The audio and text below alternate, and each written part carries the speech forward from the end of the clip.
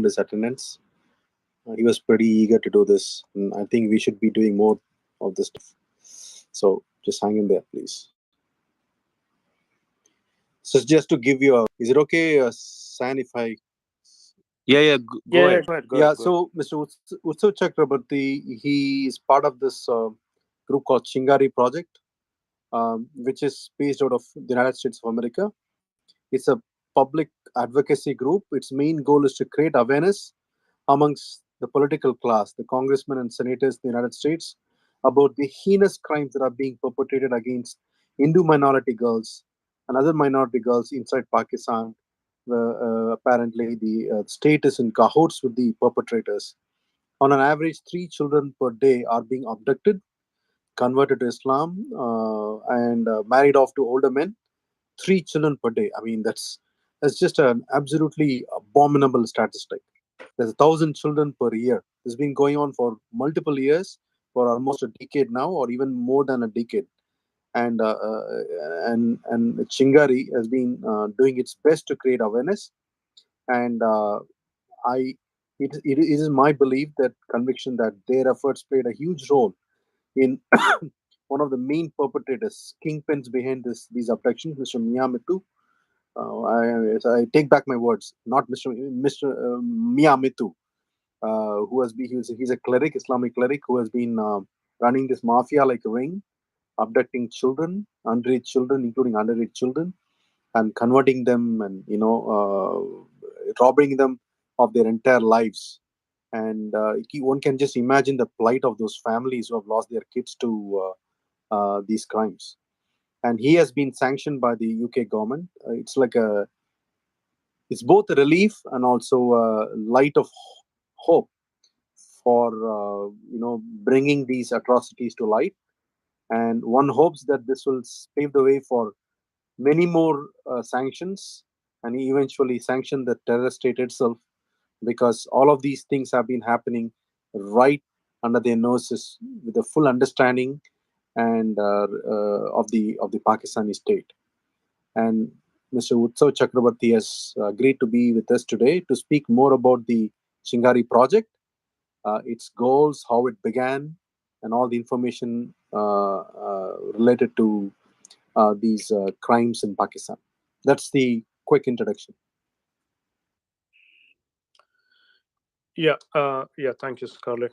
Once again, this is a recorded room. We are also transmitting this live on YouTube as well. I will just post the link. People who are not on space, you can send them this link. But I would encourage all of you to just invite them here so that they also can participate.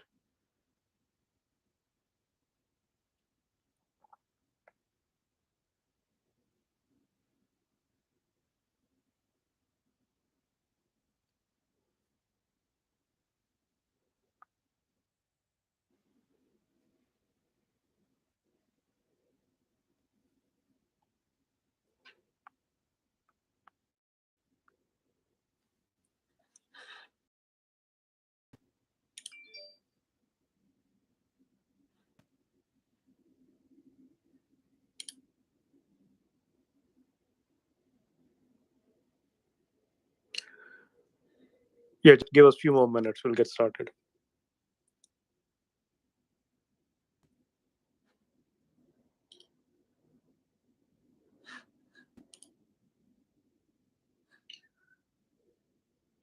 And I'll be back in a few minutes. Okay, yeah. So, San, how did we come to know about how did this happen that UK has sanctioned Mian Mithu? I mean, this is news for me actually. It was on the news yesterday, day before, and I read that news, and then I shared it with Scarlett, and he contacted Utsav. Utsavji is one of the person who was fighting for this. He is part of Chingari project, Hindu Pact. So, he gracefully agreed to come here and speak to us. So, it's like Scarlett said, it's an encouraging sign, as well as sobering statistic. I was literally shaking. I just put together a Twitter thread with some of the cases. I was literally shaking while I was doing that. It's a horrific crimes they're committing, and world does not even care until now. But there is a little bit of consolation now because there is some recognition. But we still have long way to go. Imagine 3 girls a year. It is well documented. There is a Hudson Reports study also uh, with Dr. Aparna Pandey and others, with some Pakistani journalists as well. Um, there are plenty of evidence, but world does not do anything. Even the mainstream media ignores it. So it's a slow genocide.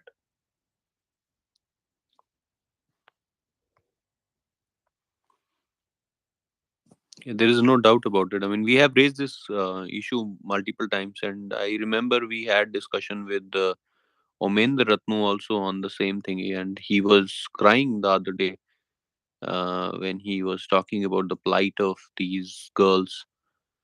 Um, he was saying that a lot of these girls are being abducted and pushed into prostitution. Some of them are kind of sent outside the country, like in Middle East, and they're used and dumped in the ocean when they die. So the plight of these girls was heart wrenching. Uh, but what are the repercussions of these sanctions on Miami too? Sanctions are generally done on a country, not on a person, right? Yeah, I mean, there is some information. If you go to my pinned tweet, the first report I pinned is basically a report from Dawn. It says that basically sanctions effectively mean that a designated individual will not be able to do any business or undertake any economic activity with UK citizens or businesses, and they will be detained if they enter UK. So this means that UK citizens cannot donate to his organization, cannot do any business with him. But on the ground, nothing much will change. He will continue to do the same thing what he's doing today. But it is the first recognition by a foreign government of his activities. That's something. Something to grim situation. I Hey, believe even San, sorry to interrupt. yes, San, yeah, sorry go to ahead. interrupt. Yes, sir, go ahead.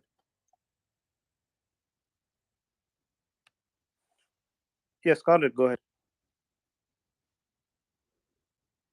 You are on mute if Yeah, you're yeah, speaking. San. Okay, I think Utsavji has just joined. His name is at Yes, Hindu Scarlett, Act. go ahead. Yeah, his name is at Hindu Act. You are on mute if Yeah, you're yeah, speaking. San. Okay, I think Utsavji has just joined. His name is at Yes, Hindu Scarlett, Act. go ahead. Yeah. I cannot see any at Hindu Act. Neeraj, can you see? No, even I was looking, I couldn't see anything.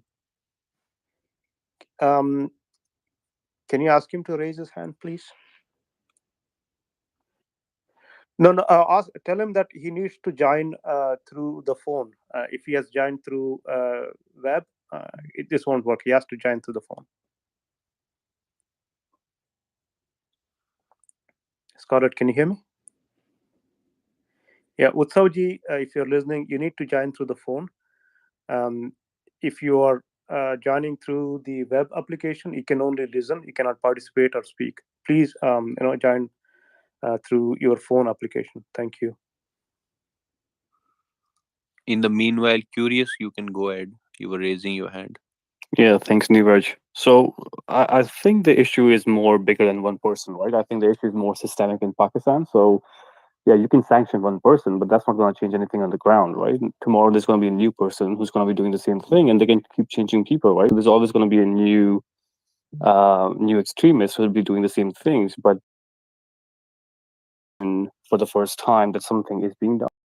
more international pressure or sanctions on Pakistan themselves and not just individuals, I think that's going to play a bigger role. And I think India has to do a bit more in creating that awareness all over the world as well, right? Like if you have these bodies such as UNHRCs and all these different organizations, then I think this has to be highlighted more so that Pakistan has that external pressure on itself and then they can change things or try to at least minimize it.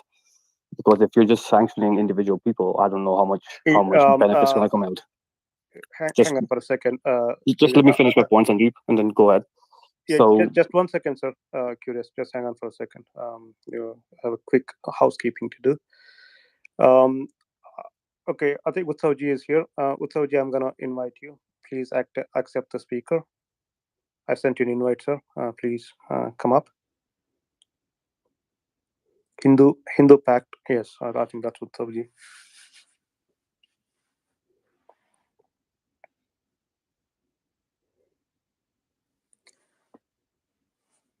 Neeraj, can you also invite him, please? Yeah. Okay, speaker. Yeah. Can you hear me? Welcome, Yes. Utsavji. Yes, we can hear Thank you. you so Thank you much. so much for joining us. Welcome. Welcome. This is my first time doing this, so my apologies for not being savvy about this. Oh, no worries, Utsavji. I mean, you're doing a tremendous job on ground, and we are, more than indebted to you. So, yeah, thank you for joining us. Thank you for your time. Scarlett, I think we can get started. Can we? If you're here,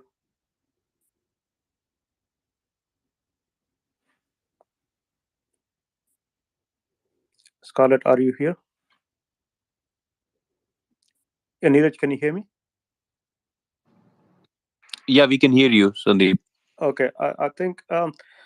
Yeah, Utsavji, give us 5 more minutes. We'll get started. I think let's Oh, get. okay. Sandeep, is it a way to, because I have Scarlett, my, are you here? yeah, I'm here, but I also have my, Neeraj, can you hear me? Yes, I yeah, can hear can you. you hear me? Yes, Can you I hear? can hear. Yeah. Scarlett, I can hear. Yeah. Yeah. The thing is, I also have the Clubhouse thing open. Is there a way to link both? Do you have another device with which you can link? Because if I'm there, I cannot be here, right? Yeah. Okay. Let me log on to Clubhouse, and then you can come here. Yeah. Okay. Yeah. Yeah. Give me 1 second. Yeah. I apologize, guys. Even I'm not very tech savvy. Yeah, we are trying to do multiple things. That's why we're trying Yeah. to broadcast it on multiple devices and Yeah. multiple. So, couple more minutes, guys, and we'll have it. We'll have it properly going. It's just as handling multiple devices. This is really irksome.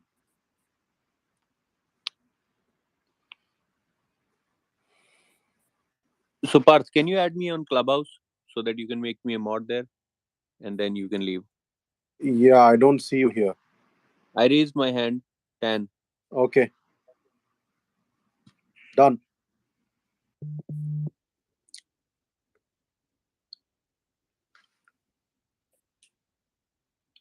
I'll make him already. Yeah, you can leave after this.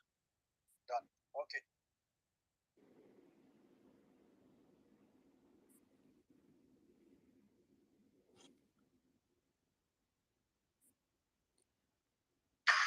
I'm going to Twitter. Sorry.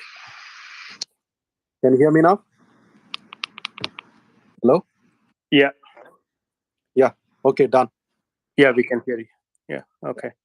So I'm also on Clubhouse. Yeah. So I think we are transmitting in Clubhouse as well. We're transmitting on YouTube. I have pinned the link for the YouTube. Not to pin the link. If you look at the room chat, you'll find the YouTube link. People who are not there on Space, you can send them this link. They can listen to this one. Yeah, we can get started, Sen. Oh, okay. Give me 1 second.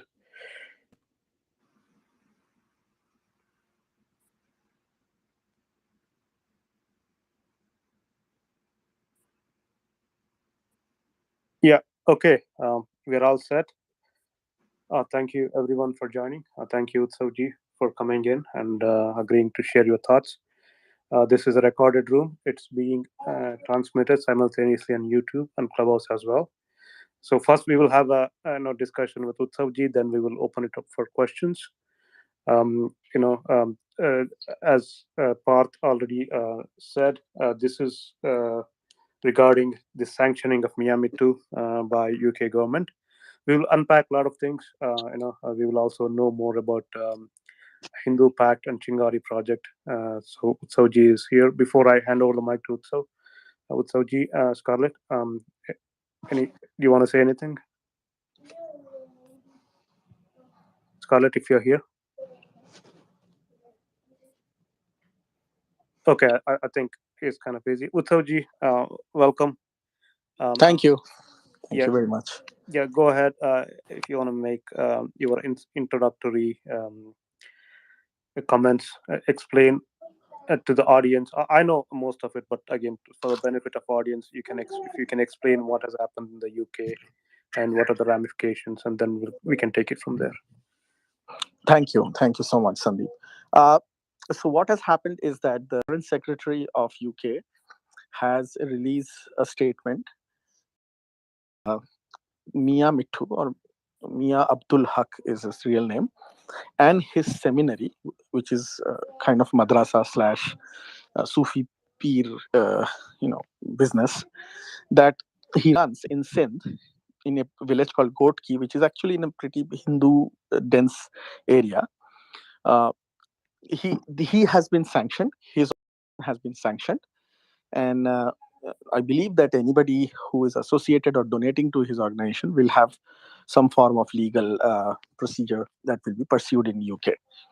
Now, this is something new and a first in the case of Pakistan, because this has been going on for many decades in on record, and obviously this has been going on for hundreds of years off record.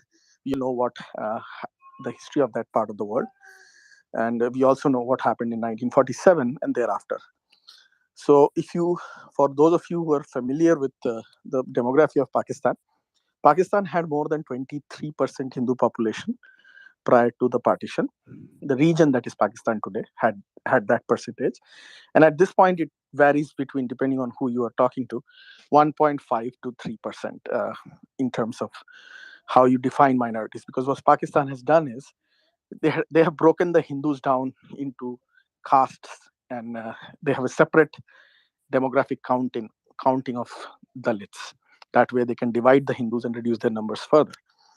So anyway, going back to the topic, uh, on an average, at least in the last decade or so, more and more people have been observing that on an average, every day, three girls from the Hindu community or Sikh or Christian community, mostly Hindus, because in that part of the world it's mostly Hindus.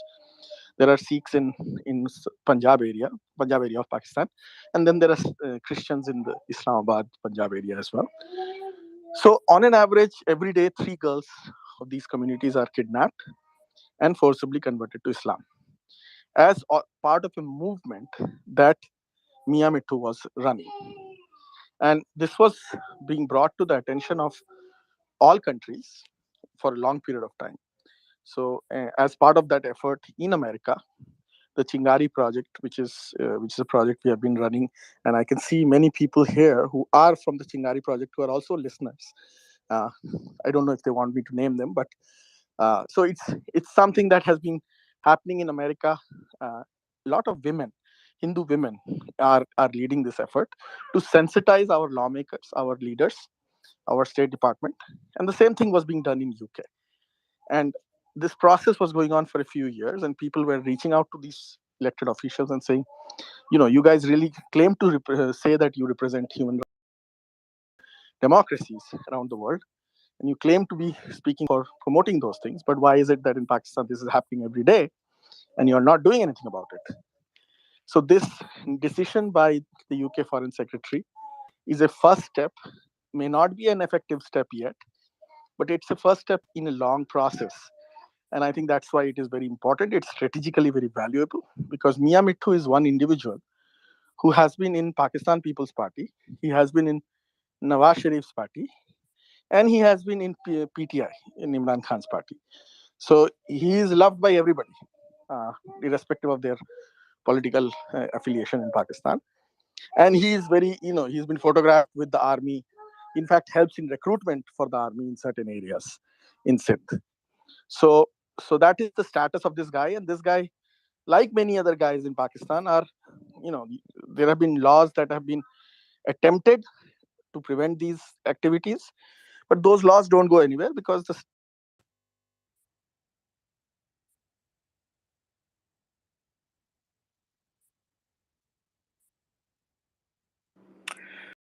I'm sorry, Utsav. I think somebody accidentally muted you. You can unmute. Sorry about that. okay, I don't know where I got muted, but my point is that, you know, Mian Mithu's sanction is a first step in a long process, but this process had to start somewhere, and it has started in UK, which means that we should be working towards sanctions on him, sanctions on similar madrasas and sharifs, or Islamic seminaries and Sufi sites in other parts of Pakistan as well, which are also involved in these activities. And eventually, we should get to the Pakistan army and the state for allowing this to happen. But it's a process, and it's a good beginning. Yeah. That would be my statement. Yeah. Thank you, Utsavji. Once again, welcome everyone. We have for the people who joined late, we have with us Utsavji, and he's part of Hindu Pact Chingari project. Today, we are talking about the sanctioning of Mian Mithu by UK government, and Utsavji and his organization play a big role in that. So we will take questions. And if you have a comment to make, please make sure you wait for a while. First, we will be taking questions. Then we will move on to the comments section. So please raise your hands if you want to come up and ask questions or make a statement. Um, yeah, Scarlett, go ahead, my friend. Yeah, thank you. Thank you once again, Utsavji, for agreeing to come here. I think this is a very important room, space that one of have been a part of. Thank you again. So my first question is, what are the operational difficulties in getting, because Chingari, as I understand, is an advocacy group. What have been the operational difficulties in getting the message across to the United States?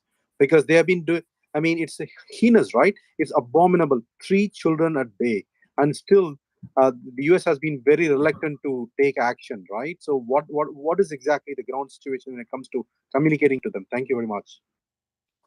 That's a very good question. Thank you so much. And I have other people from Chingari here who work very hard every day, so they can also chime. Uh, so my understanding is the biggest challenge is our own community's education is not there. We have close to 4 million American Hindus, uh, and many of them are not even aware of what's happening here. Um, that is the first challenge. So as a community within ourselves, we are not motivated or activated to convey this to the lawmakers. And lawmakers would be talking about other issues. And most of these people are from India, so Pakistan doesn't come to their mind naturally because Hindus are mostly from India who are in the US. So their ancestral background goes back to India, and therefore Pakistan doesn't arrive in their narrative as much. That's the first problem.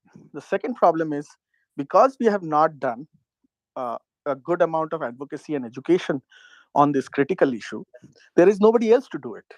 There are a few Christian groups, most of them evangelist groups, who talk about the Christians in Pakistan. And they sometimes mention Hindus and sometimes they don't. It's their community that they care about. So, so there has been a gap and a lack of communication within those suffering communities as well. And there are other reasons also why they do not want to talk about Hindus. But that's a topic for another time. So that's the second issue that we have. And the third issue is that until the Americans were in Afghanistan, there was a general feeling in the American thought leadership that we need Pakistan. We have our gas, our trucks, our supply trucks our troops in Afghanistan travel through Pakistan. We need to somehow keep these fellows happy, and therefore we need to play this game of, hey, don't touch us, don't hurt us. Even though Pakistan was going all out helping the Taliban kill American soldiers in Afghanistan, and everybody knew that. So So there was this very complicated equation, and I'm saying all these things based on my own experience of interacting with all three different issues. So I had experience of interacting with lawmakers who would say that, oh, now is not a good time to talk about Pakistan because our supply lines to Afghanistan goes there. That was like 2 years ago. Then I met people in the Christian community who would talk about Christian conversion in Pakistan, and the atrocities that the Christians face, but they would not talk about Hindus. And then, they would give me reasons why they wouldn't. And also I had the experience of our own community not knowing anything about it. Also, I had Indian Americans who would say, this is a Pakistan problem. Why do you want us to talk about it? I'm more interested in talking about India US Business Forum, or India buying whatever F-16s or whatever. India buying nice fighter jets from America. That's my goal of convincing the lawmaker. So different shades of failures we have had.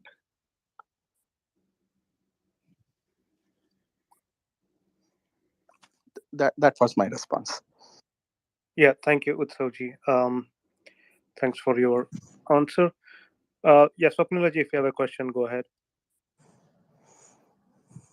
For the others who want to come up and speak or ask questions, please raise your hand. I'll bring you up. And please, in the first round, make sure that it's a question. If you have a comment to make, please wait for the second round. We do want to hear your comments, but first, let's get through all the questions to Utsavji. Yeah, Swapnilaji, if you have a question, go ahead, ma'am. Yes, hello everybody.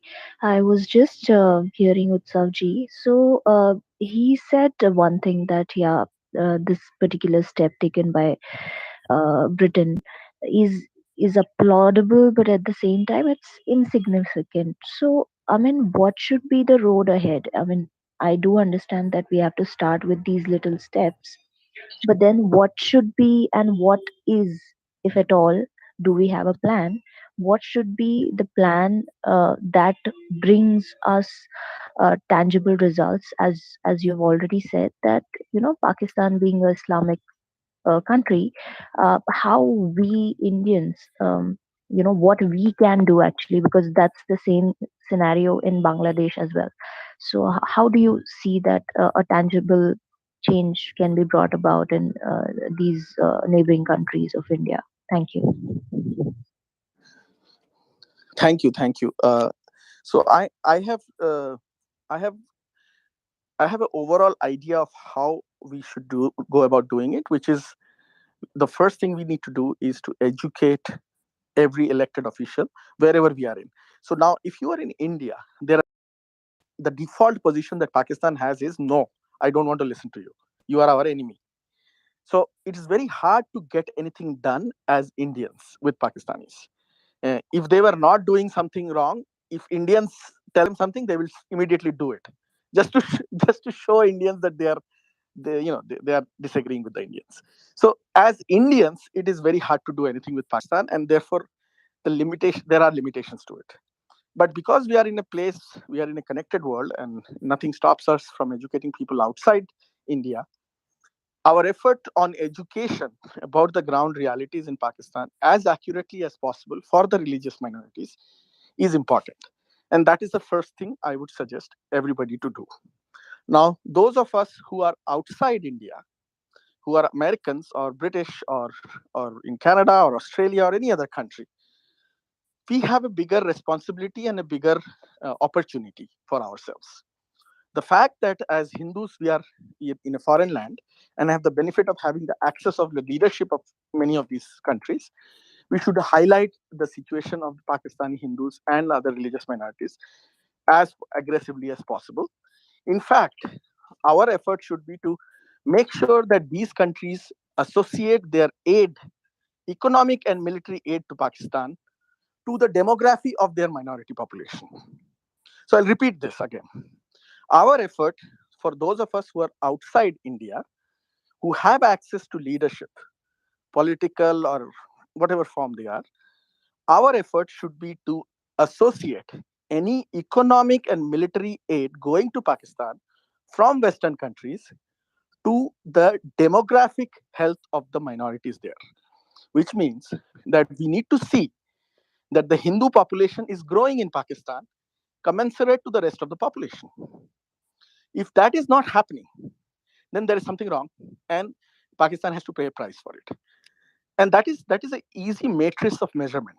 And I have tried this, and most people, that's where the rubber meets the road. So most countries say, "Are chodo yaar, let's not do this."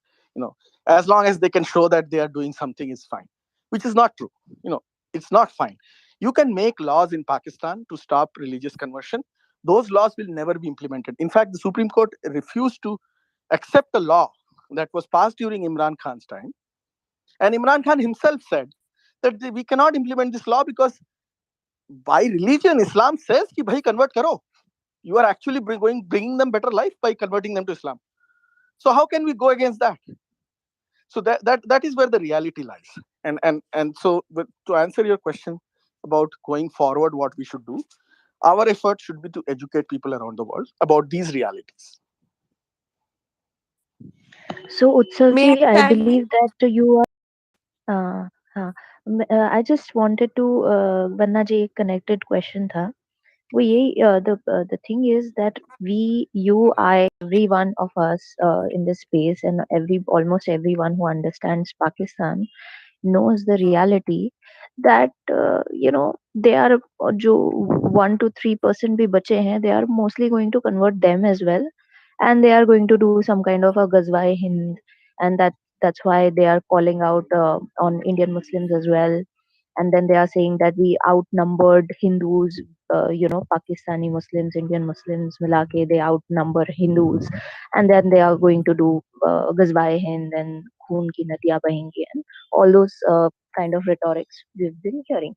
And it's not just rhetoric. I believe that it's pretty much human action is always, it's first the mind, the thought that is there, and then it leads to uh, an action by a human population. So since we understand this, so now my again the same question is, what do you think should be uh, sh- could be, if not should Yeah, be, Swapnilaji, I could be think, a. yeah, just let me just interject here. I think that's the same question you're asking. Utsavji has already answered that, I think. We'll come back to you, ma'am. Just hold on to your thought. Vandanaji, you had a thought to chime in? Go ahead.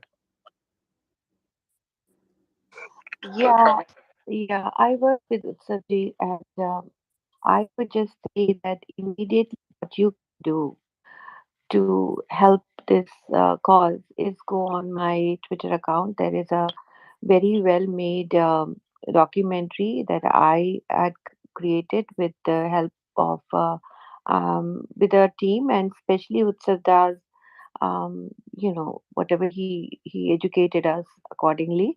And if you can retweet that and ask other people to retweet, that'd be great. And also, there is another, we have another sister organization called Kohna, Chohna, and there they have made a beautiful a song called Haven, Haven, that also needs to be retweeted. So please retweet these two for immediate gratification that you did something almost immediately for this cause. And so that created two lists of people, like people outside America, India, and people out in India.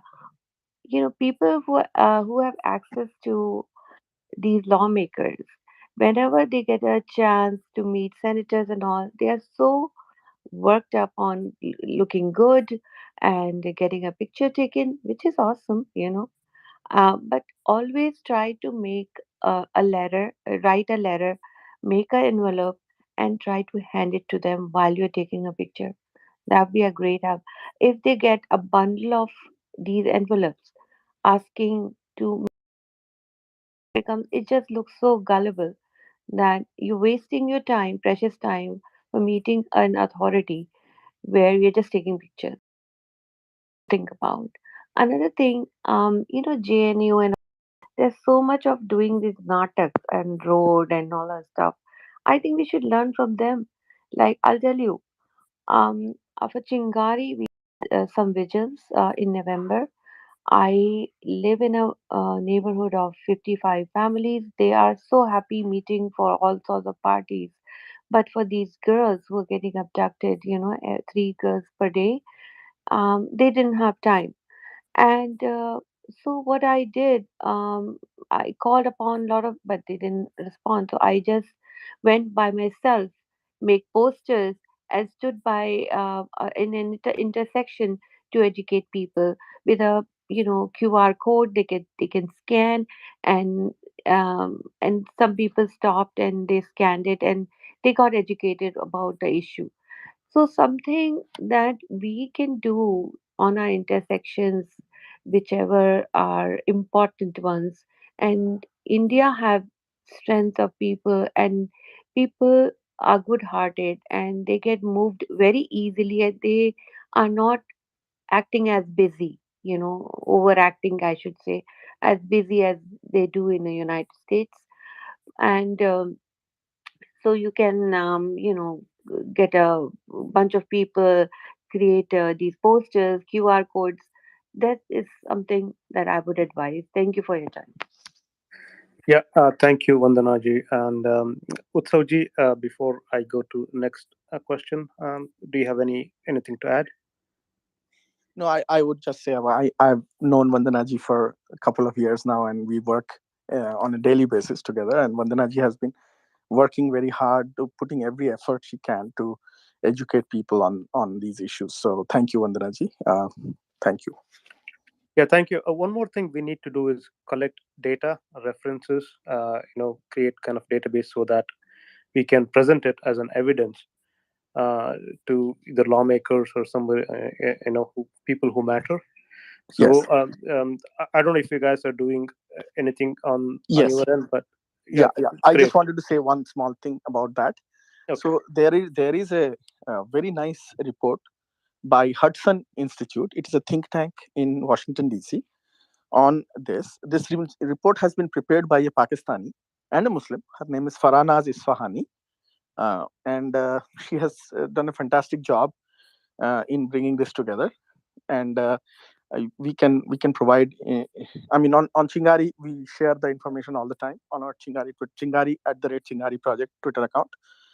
Uh, Also, there is the one that was most effective in this particular case, since we are talking about UK, is that there is an all-party parliamentary group that was created in 2020, which gave its report in 2021. And in this report, this is available online, and we will also post it on the Chingari page again, fresh. In this report, they actually clearly outlined what we are discussing here. The fact that 3 girls are on an average kidnapped every day, what Mian Mithu does, what happens, why it happens. It's a very comprehensive report, and it was presented in the British Parliament last year, in around September or so in 2021. So my belief is, and I have no way to confirm it, is that what you see today is a follow-up action to that all-party parliamentary group report that was presented in the Parliament in UK. Yeah, thank you, Utsavji. Yeah, I'll go to Scarlett. Go ahead, my friend. So, Usarji, I think you touched upon this earlier on. Um, how has the withdrawal from Afghanistan put the US in a kind of compromising situation vis-a-vis Pakistan? Because um, there are some. I mean, you probably more privy to this than I am. So, do you have any insights on how the events from the last 1 year might have implications for how the US deals with Pakistan in many aspects, particularly in this case? Thank you. So I actually wrote an article for this online magazine called New Thinking, where I described the US relationship with Pakistan as bad boyfriend complex. Bad boyfriend complex is Pakistan being the boyfriend, where the US is willing to always say that कोई नहीं मेरा boyfriend है अभी थोड़ा बिगड़ गया है गलत काम कर दिया बाद में ठीक हो जाएगा. So that is how US always looks at Pakistan, has always looked at Pakistan in the last 75 years. And that is what US suffers from, continues to suffer from. So when US was in Afghanistan, the Americans would come up with excuses. And when I say Americans, I would say in general terms, right? There are a lot of Americans who do not do that and are quite critical of Pakistan, but there are quite a few who are not. So the general line would be that, we are in Afghanistan, our supply lines are in Afghanistan. Let's make friends and peace with Pakistan. We'll keep them under pressure, but we will not fully upset them. Now that America has withdrawn from Afghanistan, then there is still the same line of thinking. Okay, fine, we need our intelligence in Afghanistan. Pakistan is the only country that can provide us intelligence from Afghanistan. We don't know if Al Qaeda and ISIS are going to set up shop in Afghanistan again. Let's give more money to Pakistan so that we can figure out if there is anything wrong going on in Afghanistan. So there is always an excuse and an alibi for a desire to give Pakistan a longer rope than the US would give any other country. And that problem seems to be continuing as of now. Now, there is also a whole separate issue, and cynics would say that, there is lobbying money, that because the aid money that goes to Pakistan comes back to Washington D.C. to the lobbyists, a little bit of it, and so everybody gets rich here in D.C. as well, in Washington D.C. as well. So there is that angle which cynics would point out. But overall, the problem is that Americans are very, very hesitant to really punish Pakistan for the actions they have committed. I mean, Pakistan still continues to be the biggest host of United Nations designated terrorists. Seven designated terrorists live in Pakistan, and nobody has seems to have any problem with that. So this issue is a bigger issue. Yeah, just a quick follow-up comment on that. So the sheer hypocrisy of the leadership in the United States, right, including the current vice president, who go gaga about women's rights and human rights everywhere, but they maintain a startling silence when it comes to issues like this. It's pretty shocking, right? Well, yeah, that is true, and that's why we keep. That is where education is important. That's why every opportunity we get of interaction with leadership is an opportunity to educate them. As Vandana ji said, I mean, American Hindu community has access to many of these people. I mean, I there was a Diwali event at Kamala Harris's residence in Washington D.C. where Indian Americans showed up. This is an opportunity. Educate her about it, and so those are the things that I believe we have been missing out, and we could be working better with. Making it and it does make a difference. You will see that you know things that you continue to do consistently over a period of time do bring results.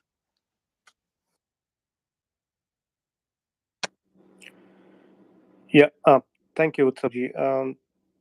We had Professor Kitabi here. I hope he comes back.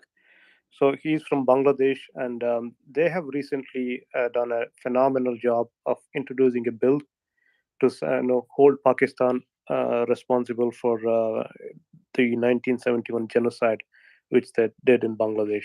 So if he comes back, I'm going to invite him. It will be interesting to hear from him as well, and maybe we can exchange some notes. Probably we can learn from the methodology they used, and we can emulate some of the things they did. With that, let me go to Adit. Adit, go ahead, my friend. If you have a question, go ahead, ask the question. Thanks, Sandeep bhai. Do have some observations, and then obviously I'll follow it up with a question as well. Yeah, So please one make of the sure your observations are brief. We want to first round. We so one want to of the make sure that fundamental shortcomings, because I am in the UK, I'm part of various organizations here in the UK, like Reach, Hindu Forum Britain, FISI, and they're all doing marvelous jobs. But one of the significant problems that I see us facing as a collective community is with us being able to voice our political opinion in an assertive way, which the Muslims in the UK have done very, very well. They are organized extremely well. They vote as a complete consolidated vote bank. The Hindus and the Indian diaspora in general is extremely divided, extremely politically non-assertive, and not driven to raise issues in the political domain. That's been one of the shortcomings, which is what has led to us organizing protests against the BBC, the Guardian, holding rallies outside the Pakistani High Commission on the 26th of 11. Zafar साहब नीचे बैठे हुए उन्होंने भी being from Sindh, from Karachi, even he led that effort massively in America. But we're still falling massively short. So my question to Utsavji is essentially, how can we make sure that we can make the politicians in the West hear our grievances more efficiently, effectively? How do we control the pro-India narrative rather than the feral and the rabid anti-India narrative that has been peddled by the left leaning academia and the academicians and the media? So how do we bring the politicians onto the table to ensure we can control our narrative better? So Adit, I would say that you guys have must have done something right to get this fellow Miyamitsu in so much trouble. So credits go to the or people who did it, because I'm pretty sure there are lots of people in UK who worked on it. That is why Miyamitsu So is. the APBG that you referred to, Utsavda, is a committee which is led by a Labour MP in the UK. His name is Virendra Sharma. Um, he is the councillor and the MP for Ealing, which is extremely it's a hotbed for the Khalistani Sikhs. But because there were Sikhs who have connections in Pakistan and they've had to endure what people like Mian Mithu and all are doing, this persecution of Hindus and Sikhs became a bit of a contentious issue in the UK. With all of the grooming gangs and everything coming into the foray as well. So that's the basic background into this APPG minority report, persecution of Hindus in Pakistan report. Got it. Thank you, Adit. Good to know that. But see, that tells us that there are places of intersectionality where the Hindus themselves, as well as the Hindus and the Sikhs who may have other issues dividing us, where we can find common ground, and we should try to find those intersectionalities and work on those intersectionalities, because there are always going to be things that can divide us. There is always something. Within the same house, we can be easily divided if we want to. So it is what can bring us together, and even if it's not something long term, but on a tactical basis, if we can find intersectionalities, that helps. So that would be one step to do. Regarding your point about Hindu unity and identity, how Islamists operate. So that is going to be a perennial problem everywhere. It is something that is in India. It is something in UK. I mean, wherever it's the nature of the community and how we act, right? So it is there in US also, very much so. But I would say that one point I wanted to make to you about what you were saying is that I do not try to defend India. India can defend itself. I try to defend values and policies and positions as an American Hindu. And many a times, those when I do that, is doing that automatically get defended. But rarely do I defend India, because I don't think India needs defending. At least not the India we have now. It doesn't need defense. It can take care of itself. What we need to defend is what the positions are, and how, as American Hindus or British Hindus or whoever we are, wherever we are, Australian Hindus, Canadian Hindus, we are trying to hold the position. Because as much as India is getting affected by these things, our future generations in this country will, in whichever country we live in, will also be getting affected. Tomorrow, if these things keep going on, then Hindus in America will be not safe. They are not safe today. There are attacks on Hindus in America. There are attacks on Hindus in Britain. We just saw it in the Leicester riots. So, so that's where I come from. So I very rarely say, I'm here to defend India. India can take care of itself. Yeah. Thank you, Utsavji. Adit, you have a follow up? Yeah, no, I wasn't talking about so much about India in general, but the perception of our civilization, the tag of Hindutva being as if some sort of rabid element, which the media, the polity in the Western civilization use to malign our civilization values without understanding. I mean, BBC used Jai Shri Ram as a provocative or a warmongering slogan, or they reported Holi as a filthy festival. How do we counter things like that? Because they wouldn't dare do something like that about Allahu Akbar, or call Eid a bloody festival. I mean, there they do that. Next day, I don't think you will find the BBC head office in located in Oxford Circus anymore. It'll be probably shredded to ground. So there is a fear amongst the polity, there is a fear amongst the academicians, there is a fear within the media domains to tread carefully when they talk about Islam, when they talk about the terrorism emanating through the religion and the political Islam bit. Whereas when it comes to the Hindu identity, or when they talk about Hindu with false narratives or false equivalences, which we are not able to counter, or which we're not able to present uh, uh, Yeah, a counter narrative yeah, to. That's where Adit. the problem essentially stems from. Yeah, Adit, I think you already made that point. Basically, you're asking how do we make sure that we get a fair coverage in the Western media. That's the you know No, just how we I think build a cohesive cohesive stance against this. yes. Sandeep, can I take this question if I may? Nisha, you just hang on for a second. Please raise your hand. I will come to you in an order. Um, Utsavji, if you have any comment or Yeah, reply to I that, would go ahead, I'll sir. say it's a process, and but it's a long process. It requires commitment, effort, and everybody who's here in this room is, I'm 100% committed. I know, but we need to increase our tribe, and we need to make sure that we are funding these efforts properly. If you all know that when it comes to Muslims or Jewish groups or any other identity groups, Islamic groups, they all have money. That's one thing that they have. They don't have to worry about. Um, American Hindus, British Hindus are quite rich. They always have. We brag about our per capita income in these Western countries.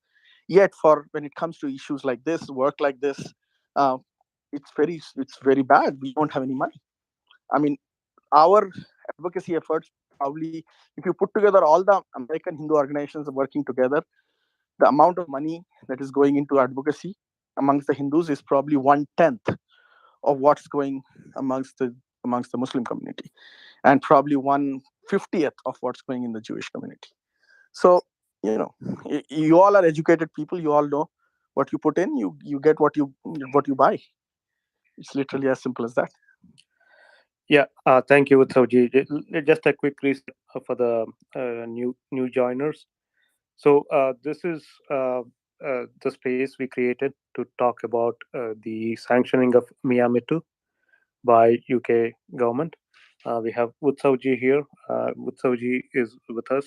He's part of Hindu Pact and Chingari project. He has been involved with this issue for a long time. And if you have any questions to him, please raise your hand. I'll come to you. And if you have a comment, please make sure you make it very quick comment. We will come back to you in the second round to get all your comments. In the first round, we want to make sure that we get all the questions out. Any questions as you can to Utsav. With that, let go ahead and then Just I'll a go quick to point. That's Sindulesh. it. Yeah. So I just wanted to add to what Utsav just said.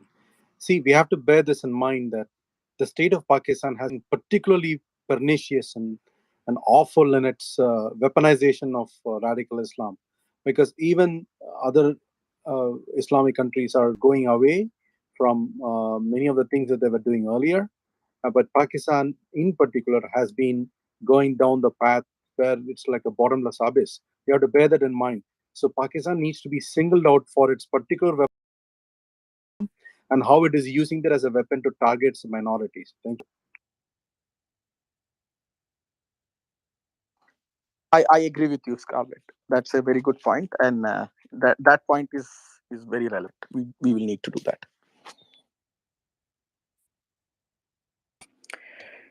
Yeah. Thank you, Utsavji. Yeah, Sindhujesh, welcome, my friend. Utsavji, Sindhujesh is a Sindhi nationalist from Pakistan. Go ahead, Sindhujesh. Just have a question or a quick comment. Go ahead. Yes, thank you, Sandeep. It's a very welcome step that Mian Mithu has been sanctioned by the UK.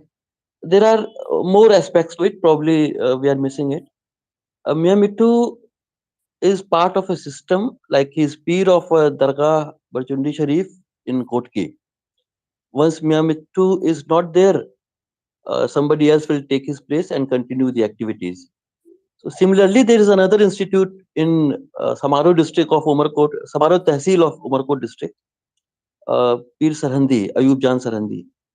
So these are institutions which are systematically running this campaign of eliminating Hindu population from Pakistan occupied Sindh. This is state sponsored. Like this is not individual activities. These are state sponsored activities. Sanctioning an individual is a very welcome step. It's good. As far as Mian Mithu is concerned, sometimes back, some emotional youth of Sindh, they got very agitated by his activities and they kind of attacked him. He lost one of his eyes in that attack. Uh, his nephew was killed also. Thereafter, his activities were slightly on the lower scale. But the main concern that people have about the atrocities on Hindus and the mass conversion is still going on at a very rapid pace. This another guy, Ayub Jan Sarhandi, who's peer of another dargah of Sarhand. These there are many like this, and when they move their kafilas, their vehicles that they have, they all are government sponsored. For example, this peer Sarhandi, when he moves, he has 17 vehicles in his convoy, and two of them belongs to unmarked ISI vehicles. Then there are rangers. Then there's police. So these kind of protection, and they carry out their activities. So sanctioning one individual is kind of a too little, too late. I mean, I'm not saying that it is not a welcome step. It's a very good step, but still, it a lot more needs to be done. If these institutions are sanctioned, like this Barchundi Dargah, where Mian Mithu is a peer, or this Saran Dargah in Samaro Tehsil, if these are sanctioned, that will be kind of more effective because these are run directly by the Pakistani state. They are funded, they are protected, they are provided all the required instruments for this mass conversion. They carry out these activities for political objectives as well. For example, if some land has to be cleared, which is currently inhabited by Hindus, so they will just go and burn down their houses, and the place will be cleaned. And somebody like so from Pakistan army will come and they will occupy the land. So there's lot going on. By sanctioning one individual, we are able to highlight a particular aspect, but probably we are restricting our vision to this individual, which will kind of hamper our overall objective. So my request would be,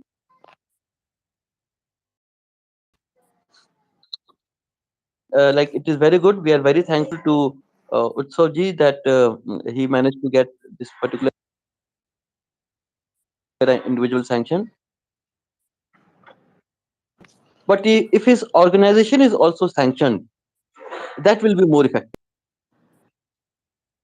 If you have any add to it, So yes, yes. So Utsav ji. let me say the one thing very clearly. I don't think Hindu Pact or myself or Chingari project are responsible for this success. This is effort of, I would say, mostly British Hindus. Our role has been to constantly be talking about it, this Am I issue, audible, and specifically talking about Sandeep? Mian Mithu and hello. Yeah, Sindhu, your voice is breaking up. Maybe you may want to go to a better place where there's a good connection. Sandeep, Yeah, yeah. While you come back, let's. Uh,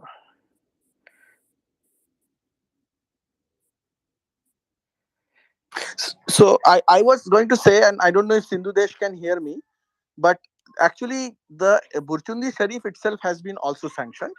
So the entire institution has been sanctioned. But I agree with Sindhu Desh that Mian Mithu or Burchundi Sharif are just one example. There are dozens of these active in Pakistan, and they are full state sponsored. That's why they are constantly being part of one or the other political party, whichever is in power. Which means that they have mass support as well, because that's why these political parties quote them, and that's why the Pakistani army quotes them.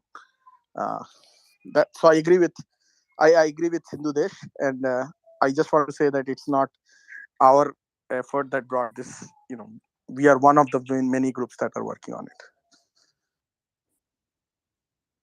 Yeah, thank you, Utsav. Yeah, I think Sindhu Desh has a problem with connection. Hopefully, he'll come back. We can have him back.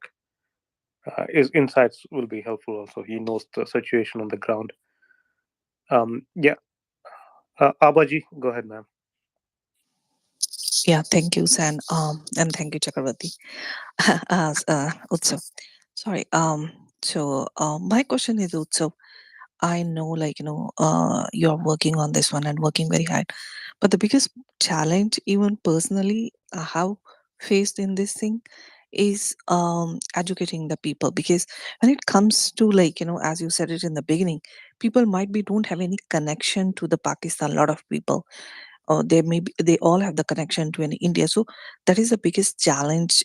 As a personally, I feel it to sometime to communicate, though, like, people, they may say talk about so many human rights, this and that, all that things, but still, like, because of, like, there is a no connection as such, or they don't want to have the connection. So that is the biggest issue, I think, as such, like, as a community or as a Hindus, we face it. And how we actually can break this barrier, because the entire left cabal has taken over the entire all the institutes, right from all the educational to everywhere else, to the media. So it is a little hard for us, but just give the, if you have any simple example to give it, like, how we can break this ice. Thank you. Thank you. Very good question, Abaji. Uh, what I would say is that it's consistent messaging and factual presentation. Uh, the reason I say this is because we are out there in a marketplace of atrocity literature.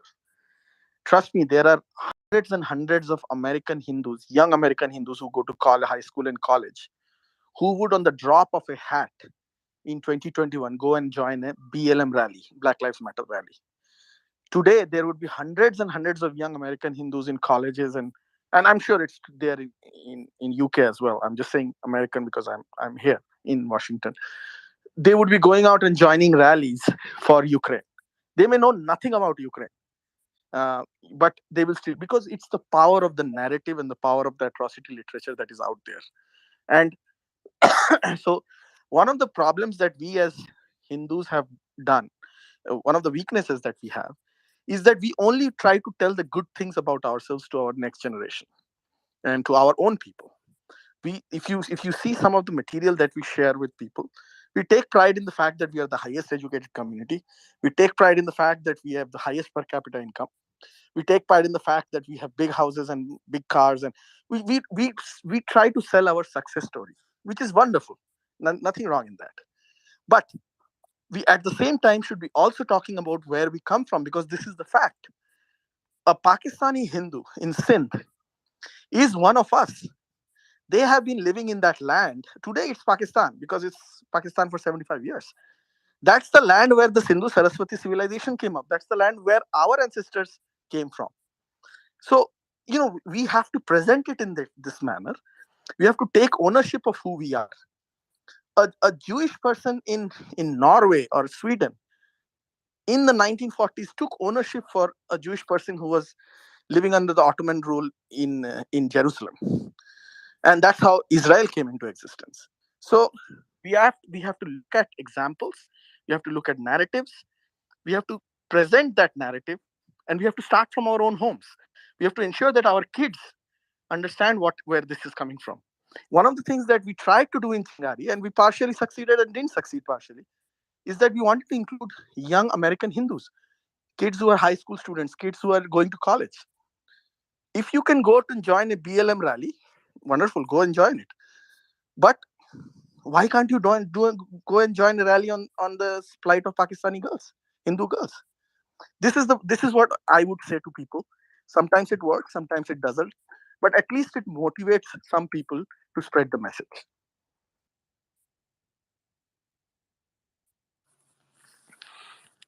May I chime in? Yeah, go ahead, ma'am. Yeah, Usada made a very good. Actually, Usada educated me about this whole thing, and I was just completely appalled, like, of the ignorance that I had.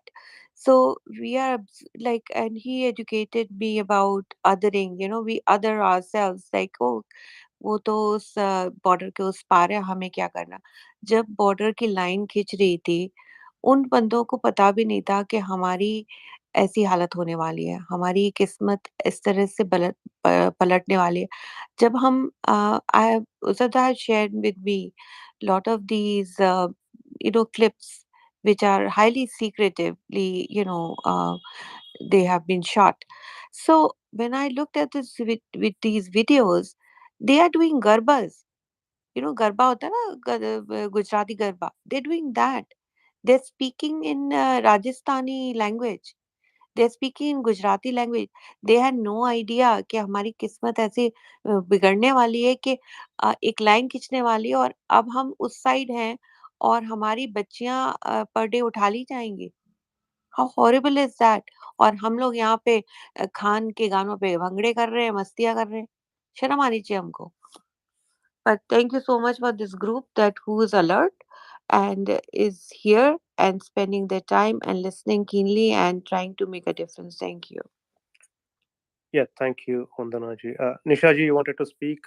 If you're still around, please go ahead. Yeah. Yeah, thank you, Sandeep ji.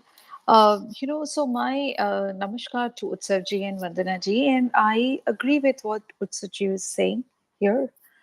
This is exactly what I wanted to say, is that if we have to combat this situation, which is the lack of our narrative and our storytelling, and I think it starts from home. I also believe that we have failed as a generation. We were so hung up on STEM and maths and science and reaching somewhere in life on technology, that we have forgotten that we have not imparted this. Yeah, Sultan, if you want to speak, please raise your hand. I'll come to you in the order. Yeah, Yeah, please don't interrupt. जी दीदी दीदी दीदी please आप हिंदी में हाँ, तो मैं यही कह रही थी कि हमने अपने घरों से शुरू नहीं किया है। हमने अपने बच्चों को उनकी जड़ों की कहानियाँ नहीं सुनाई हैं। और उत्सव जी बिल्कुल सही कह रहे थे। माय डॉटर मेरी बेटी यूएस में पढ़ती है और अभी थोड़े दिन पहले, जबकि मैंने पूरी कोशिश करी है, मगर ये लेफ्ट नैरेटिव इतना स्ट्रॉन्ग है कि उसने एक दिन मुझसे कहा कि Bharat, like India has been exporting religion, Hindu religion to countries like Indonesia, Malaysia, Cambodia, and I said, so एक अच्छी खासी बहस हो गई. But what it made me, जो realization हुआ कि कहीं ना कहीं हम हमसे कमी रह गई है. तो खैर अभी भी देर नहीं हुई है. There are few more things that I want to add. And Utsav ji ने एक और पॉइंट कहा कि हम लोग we are not supporting and donating in terms of finance, financially not supporting, जैसे मुसलमान करते हैं या क्रिश्चियंस भी करते हैं. तो मेरे ख्याल से अभी हमें हर वैसे ऑर्गेनाइजेशन को या इंस्टीट्यूशन को जरूर सपोर्ट करना चाहिए जो छोटे तौर पर या बड़े तौर पर इस तरह का काम कर रहे हैं. ये तो मतलब एक बेसिक बेयर मिनिमम है जो हम कर सकते हैं अपने आसपास के ऑर्गेनाइजेशंस के लिए. कोहना बहुत अच्छा काम कर रही है. और इंडिया में भी बहुत सारे ऑर्गेनाइजेशंस हैं जो जमीनी तौर पर इस पे काम कर रहे हैं. तो वो एक बहुत बड़ी बात है that we have to pledge some donation. 2,000, 500 रुपए, 2,000 रुपए, 5,000 रुपए, जितनी भी श्रद्धा हो. तो ये एक बहुत बड़ी बात है. दूसरी बात, ऑफ कोर्स, घर में हमें अपने बच्चों को अभी भी हमें वो बातें शुरू करनी चाहिए, ये कहानियां शुरू से फिर से सुनानी चाहिए. और सबसे बड़ी बात कि हम भूल गए हैं हमारे जो सिंबल्स हैं, बिंदी लगाना या फिर एक तिलक लगाना या फिर रोली Yeah, पहनना हाथों में. Nishaji, sorry to interrupt. Can we just please concentrate on the topic, Mian Mithu, and the basically the atrocities that are happening on Pakistan? How do we raise awareness in US and other places? That's the main topic. Yeah, sorry, Sudeep, I got carried away. So, absolutely, the point I'm trying to make is that if we are able to build the narrative, which a lot of organizations are doing, support them financially. That's the only point I had to just kind of add on to what Utsav ji had already said. But more on that later, Sandeep. There are a lot of other people, and Yeah, thank you, yeah, ma'am. thanks. Yeah, thank you. Yeah, welcome, if any newcomers, just to reset the room. We are talking about the sanctioning of Mian Mithu by UK government. We have Utsav ji here, Vandana ji is also here. They're from Hindu Pact. They are working on Chingari project to raise awareness about these atrocities. So if you have any question to them, please raise your hand. I'll come to you. And if you have any statement, please make sure your statement is brief. And also, please make sure it is related to the topic. Again, we want to hear all of you, but we will come to that in a second round. There are a lot of people who want to speak. We just want to make sure that they get their questions out, and then we can go to second round and we can talk about other topics also. I see Megha ji here. Megha ji, welcome. I'll come to you. Actually, I just want to make a brief point. I Yeah, was yeah, raising Bhavik, my hand before. Bhavik, I'm coming to you. Yeah, go ahead, Bhavik. Yes. Um, yeah, if you want to make a statement, please make sure it is brief. If you have a question, go ahead and ask the question. Bhavik, No, Mike is I yours. just want to make a brief statement that I think the approach of the Indian government also has to change. We are always on the defensive when it comes to human rights. One report from U.S. State Department comes, we get defensive. Some Norwegian NGO comes up with a human rights report, we get defensive. Pakistan says something about Muslims in India, we get defensive. So why are we always on the defensive when it comes to human rights? But the truth is, human rights problems with human rights happens in almost all diverse countries. Some minor tensions might erupt here and there, and record of India as a whole is not as bad as it's been portrayed. Why are we not proactive in thing to Pakistan itself, what it's doing with Balochistan? Okay, you have, of course, the conversion of Hindu minor girls, but you have Balochistan, you have other abuses in Pakistan itself. So why are we on defensive? Why don't we change our mindset from being defensive to being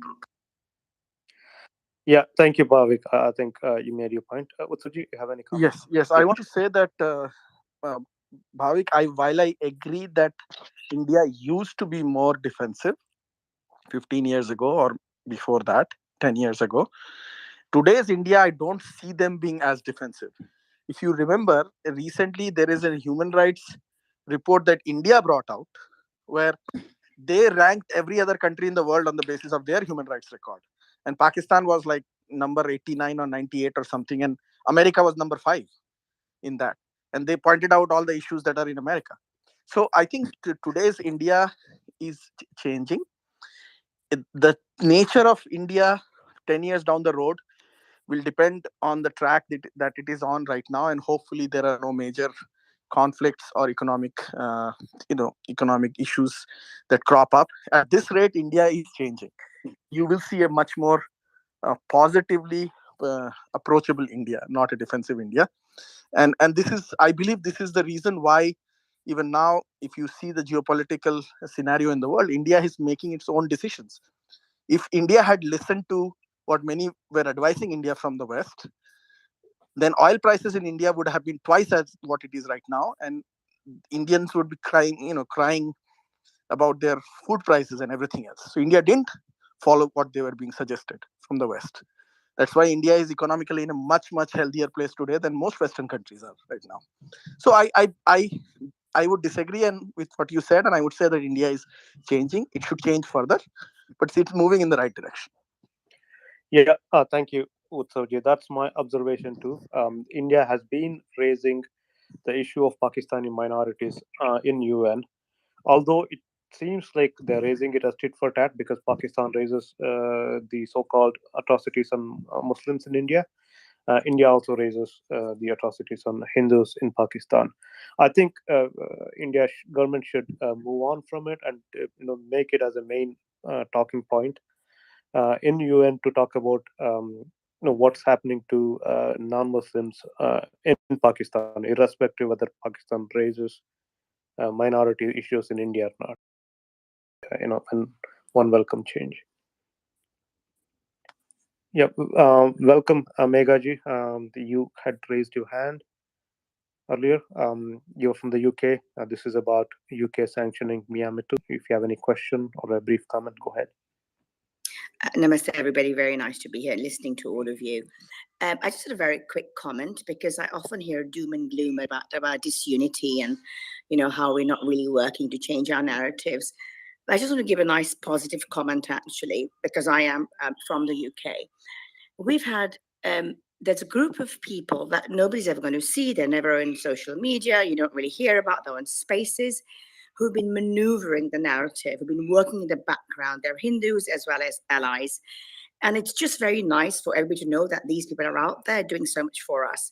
For example, the Henry Jackson Society taking up the Leicester issue wasn't a fluke. There were people who maneuvered that narrative, enable them to get there and start doing that.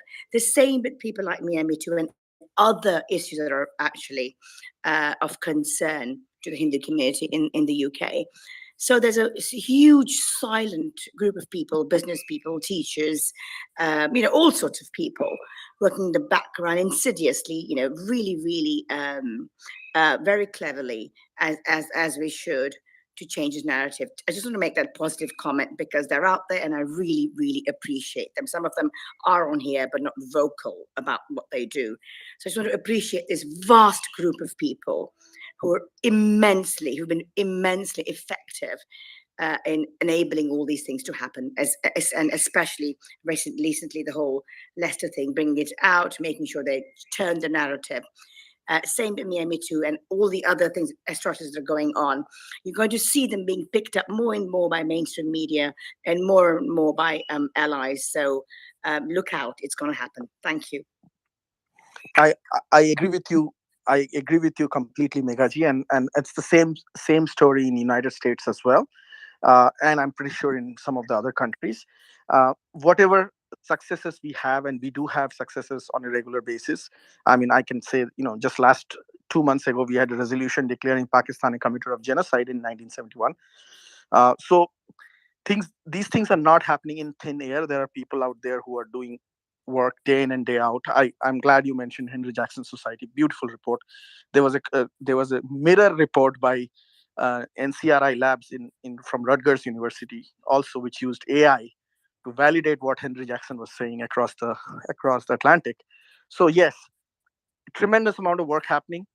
A lot of Hindus, selfless Hindus, many of them not coming out in the open as much as they should or they could, but that's how work gets done. Thank you for highlighting it.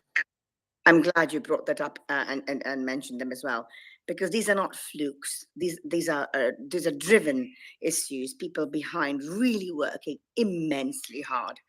So I'm glad you appreciate them as well, because I know some of these people in the background and the work they do while we sit on spaces is just remarkable. So yeah, thank you. I'm great. I'm glad you appreciate them. Thank you. Yeah, thank you, Meghaji. Yeah, Scarlett, go ahead. Yeah, I just have a quick follow-up comment rather than a question to Megaji. Thank you for bringing that up. Correct me if I'm wrong. Isn't the Henry Jackson Society also, uh, one of its main prominent members is Mr. Douglas Murray? Isn't that correct? That's correct. A remarkable gentleman. Very. Absolutely, yeah. I've been following him for quite a while now. So, is there any possibility of Mr. Douglas Murray, who has spoken much about the grooming gangs in the United Kingdom, is there any possibility that he might want to chip in regarding what is going on with the Hindu as well as the other minorities in Pakistan, which happens to be a big ally of the UK for so many decades? Is there any possibility of approaching him? Well, it is possible, but I think the Henry Jackson Society works in a different approach. And you also have to remember, just because they're allies with us doesn't mean they're full allies. So, for example, they really defend colonization, vehemently. So it's not that we're agreeing on everything. So we've also got to be careful what angle we bring them in, because everything else also will come up there as well. So Douglas Murray is great. He's fantastic. He's supportive of many things, but also not of other things that are our issues. There are other people in the Hendrick Society who might be more useful to us as well. So, but yes, it's not. He's fantastic. He's very approachable, very humble, really good. It is possible to approach him, but it's not possible. He's not one of those people you can say, well, this is what we want you to watch, we want you to talk about. He sort of carries off on his own direction. which is not a bad thing. So we also have to remember that not our allies are not always natural; they're also calculated. It's both ways for them as well as for us. Because remember, the Hindu society is very, very right wing. Not a bad thing. I don't, a lot of us Hindus are seen as right, but pretty much we're quite liberal in other ways, partly because of our nature of being Sanatan, we're liberal, but right in how the world views us. So the Hindu society can get involved. They would be happy to do so, but they're not the sort of people we can dictate how we want it to be done. So again, it's got to be driven from the back, from the backgrounds. I see where you're coming from. It's not that simple. That's all I'll say. Yeah. So I completely agree with you. I mean, you're absolutely spot on. The only thing that I was trying to drive home was that Henry Jackson Society can be informed about what's going on. It's just an advocacy thing, right? It's entirely up to them to interpret in whichever way they want to. No, they well know. They well know what's going. It's not just them. There are other, there are a couple of other people I'll mention here because they're not hiding it, but they're not completely open about. Like there's Sir Francis Maude, really amazing work in the background, but you never ever hear about him ever. But this guy has done so much work for Hindus. But he's a lord and he's very privileged and very, so nobody really takes that notice. But what he's done for us, fabulous. So Anti-Children Society, yes, I'm sure we can do more there.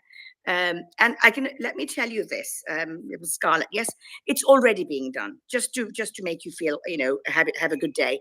It's already being done. There's already work in the background happening for that. So it's happening, but perhaps not how we'll want it, but it's going to happen.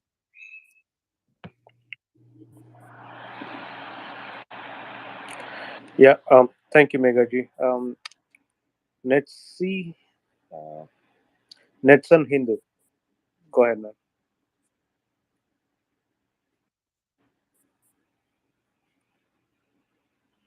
Hi, can you hear me? Yes, yeah. Okay. Namaste, and thank you for hosting this space and acknowledging Utsav and Vandana, who I've had the privilege of working with, and all the folks in UK who actually made this first step happen. I wish we had more people like Meghaji on the call, where we could learn what was the key thing that helped move the needle a little bit, because we need to learn from each other. And we do need to get our second generation involved. I think Utsav brought out a very valid point. You see folks being enamored with the social justice cause of Black Lives Matter, even though it is completely irrelevant to the lived reality of their existence.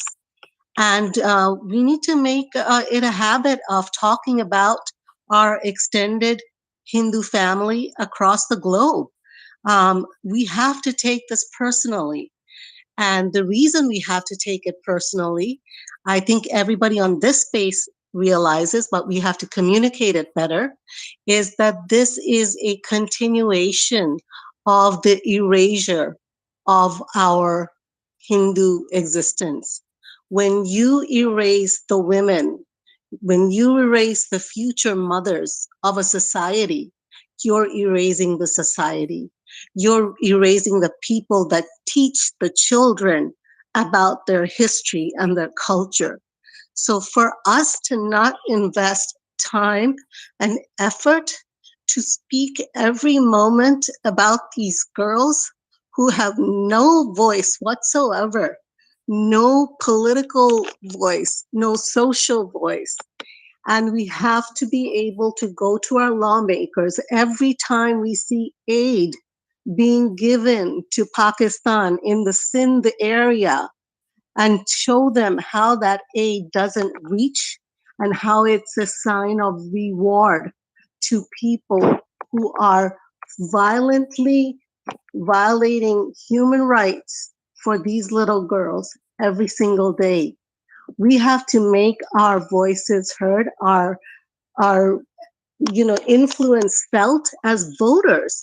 We have a right to question aid that goes out of this country. We have a right to question our corporate ethics if they are having things made in Sindh or in the regions around that area, and ask them why.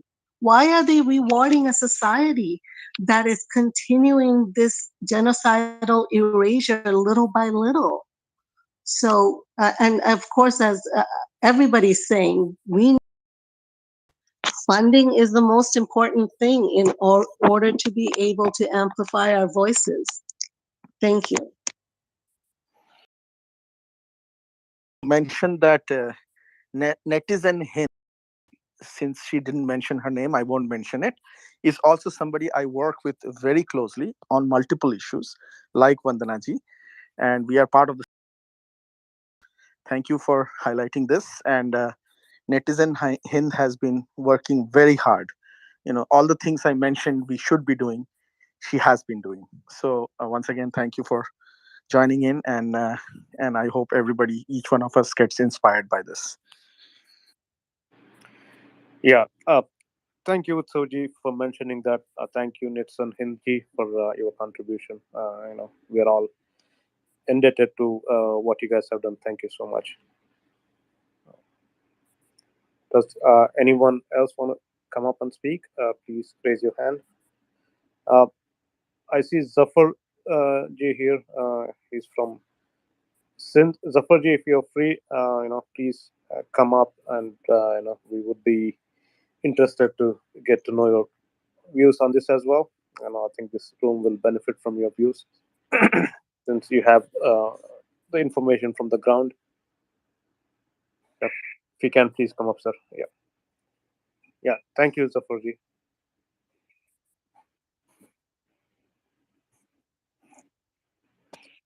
Yeah. Go ahead, Utsoji. You have a comment. Zafar bhai, aa jao, bol do. I I'm listening to Zafar bhai after a couple of months, so if he's there, please come and say something.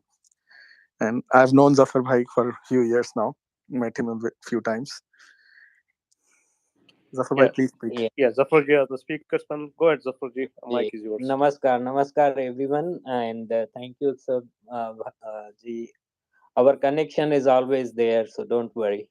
Even we talk or not, but still our ideas are shared and everything is together. So the thing is, I don't know how much time I have here, but I want to highlight few basic points because I am from occupied Sindh, and especially on the the side of I am from the center of the Sindh, so know that what is happening over there and how the things are going there. Already 2 3 organizations of me are working there, especially about Hindu chapters and all about GSN, but is this issue for forced conversions or the atrocities with Hindus? It is not since now, but this Mian Mithu, the same person we are talking. First, I would like to congratulate our UK teams. They have did a great job, so it is responsibility on us here also in USA that we should move forward and bring out some action plan and just who are our congressmen, senators, we can make them agree to bring any bill against these not only Miyamithu, but there are like I think 10 10 organizations. They are especially working on this target of eliminating Hindus from Sindh to change the demography of Sindh. It was started I think in 1940. This the ancestor, the father of this Miyamithu, who killed that time Bhagat Singh. The Bhagat Singh, he was singer and a very good person. He was killed by this same family. So it is not first time they are doing or they are committing this genocide, but this family of Miyamithu since starting, like even before the partition, they had done few very bad things. But that time the RSS chapters were strong in Sindh, and Hindus were in a stronghold, so they were not able to do like how they are doing today on large scale. Second thing, during creation of Pakistan, they did few things intentionally. These attacks were deliberately done by the Muslims who migrated from India and from other places with the help of Liaquat Ali Khan and these Punjabi authorities. They created the situation in Sindh that all Hindus should leave their businesses, land, and everything. Uh, so that the new migrants can get easy access in Sindh, and they can get the businesses and properties and uh, take over everything. Uh, Even today, Rohingyas, Muslims, or Afghans, or any person, if it is they are coming or they are bringing them to Sindh, mostly they are giving them the lands of Hindus, or like the places which still belong to Hindus, they are giving to them. So, which shows that the government is involved in this thing. Not only these, just only Mian Mithu or Sarhandi or few people, but the government is involved in this thing. So just putting some mayors about Mian Mithu or Sarhandi, of course it is good thing, but it will not change the scenario until the US government will not go for that step, that that there should be a law. They force Pakistan that they should bring some law or constitution, so the properties of Hindus and the Hindus must be safe. But I don't think so that it can be happen. So what solution we have, like Utsav ji also said that simple example I will give now recently, that when these floods came in Sindh, or even few years back there were floods. Hindus were discriminated every time, on large scale. There was no one to help them. So not only we have to work here in UK, Europe, America, or in anywhere Hindus are living, but on the ground also we have to create more awareness or small organizations over there, so we can reach out these people. uh, I think last month there were 35 houses was burnt of Hindus. So there was no one to help them out, and whatever we can do, we did, and we tried to do some medical camp over there. Still now, up for the floods, we are doing the medical camps, especially for the Hindus over there. So we have to work out over there on the ground also, because if a letter or if any law will be issued from here, it will not help out 100% in favor, or it will not put a big impact. So same time, parallelly, we have to work on the ground also. For example, I remember when I was in Dubai 2000, yeah, 2014. That time we started first the Wrinkle Kumari issue. In Dubai, we organized one program, and in Sindh also we started the programs for Wrinkle Kumari. The first case it was highlighted. So from that, later on, all the cases were coming up, and we are still all the time, just. Not only bringing out on social media, but reports are there, UN reports are there, United Nation team also visited there. But the problem is, like, government is in favor of these thugs and these organizations, because they are benefiting government. How? Because whenever government need to bring people, outsiders, immigrants in Sindh, they have to give the lands of Hindus to them, and it is still continuing. It is still going on.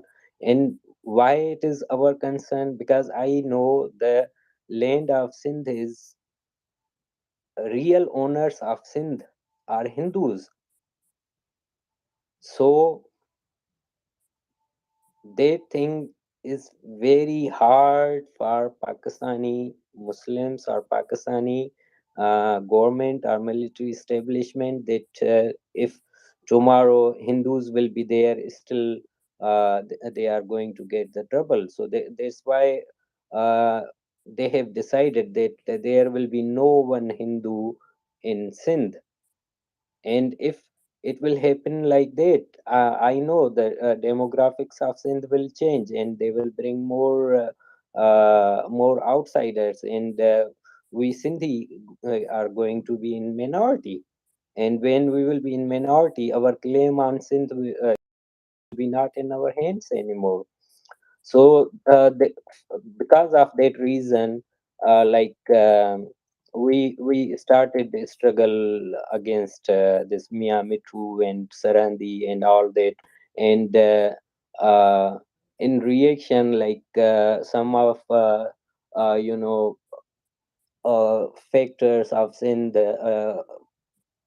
separatist groups, they attacked the Mian Mithu, and they attacked on Sarandi also, uh, before one time also. Then again, there was attack two years back on Mian Mithu.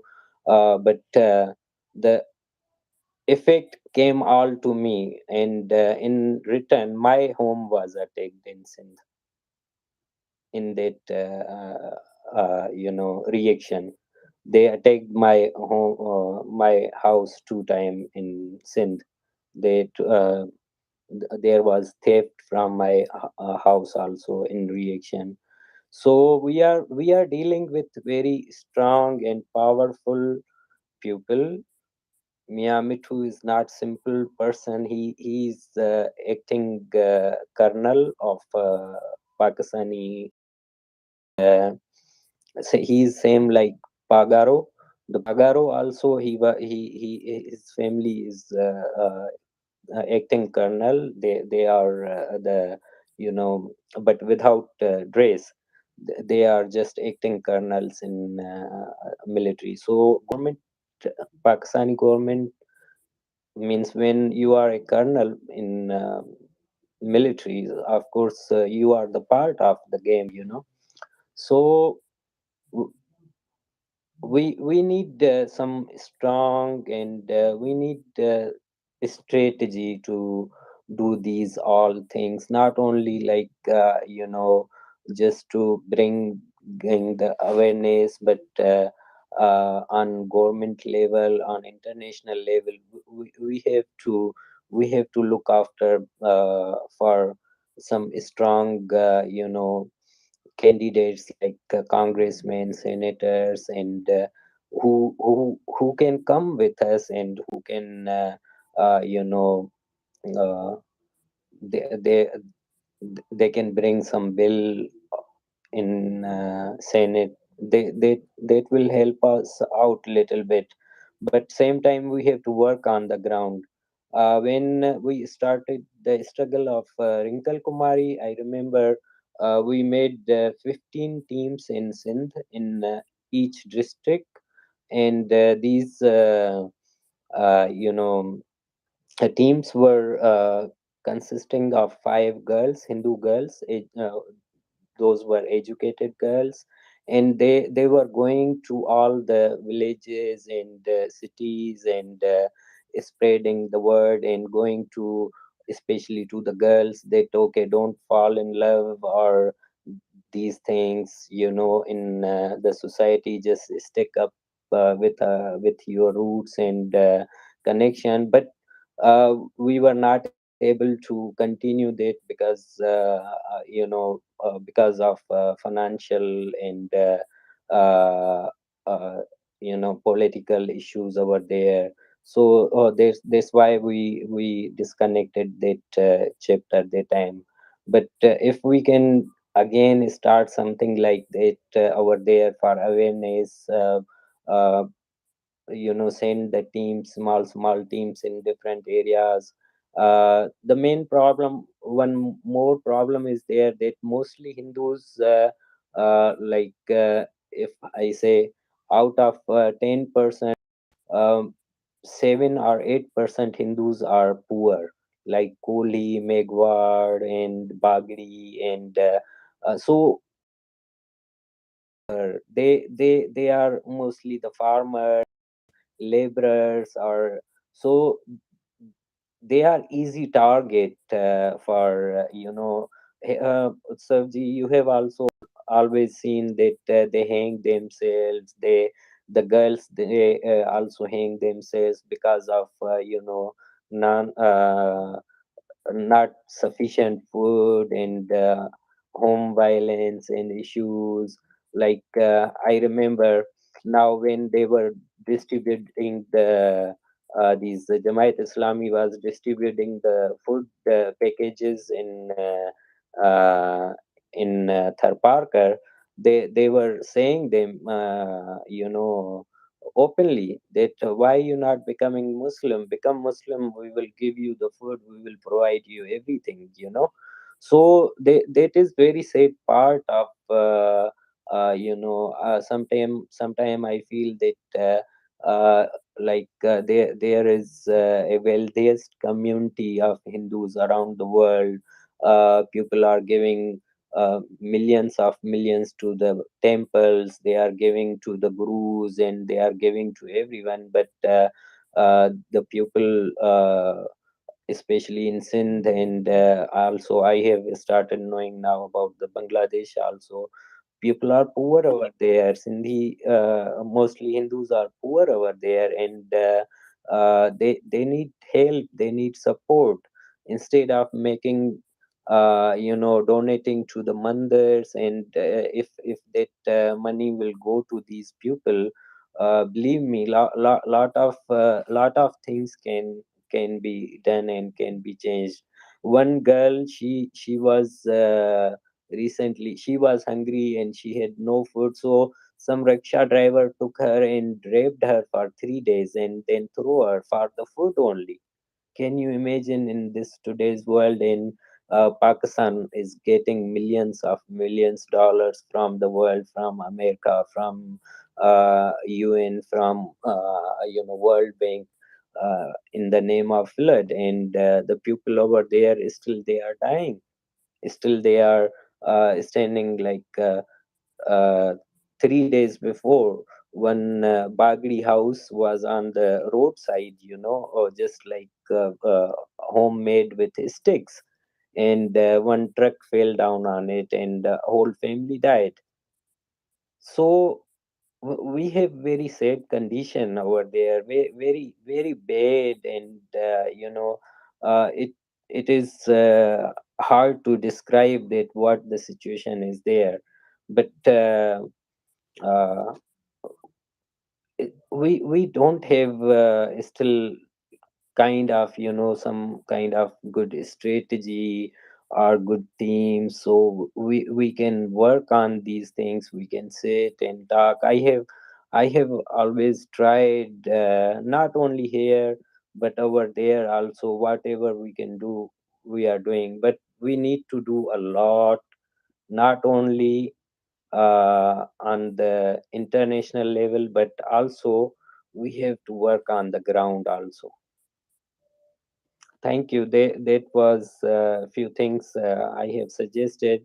I am always here, and whatever I can do, I am always with all friends and our Hindu organizations, because I believe that I am also a descendant of Sanatana Dharma, and I am Sanatani, so it's my responsibility that we have to think about our future generations and about our motherland and about our Sindhu Saraswati Mata civilization, about the Sindh, which is mother of Hind also. Thank you. Yeah. Thank you, Zafarji, for your insights, and yeah, I really appreciate your support. Thank you. Yes, Scarlett, go ahead, my friend. Yeah, I just wanted to I think Utsaji, we would like to first do a time check on you. How much time do you have on your at your disposal? Hoping to leave in the next 5 to 7, 10 minutes, if possible. Okay. Thank you very much. Yeah, I want to bring, yeah, I'll just bring one quick point.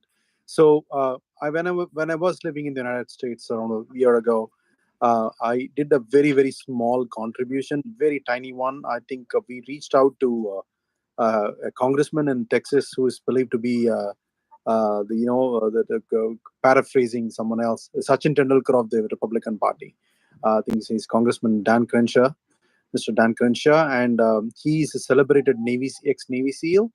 And so we approached him, and we even had a session with him over Zoom with his legislative assistant, not with him, with his legislative assistant.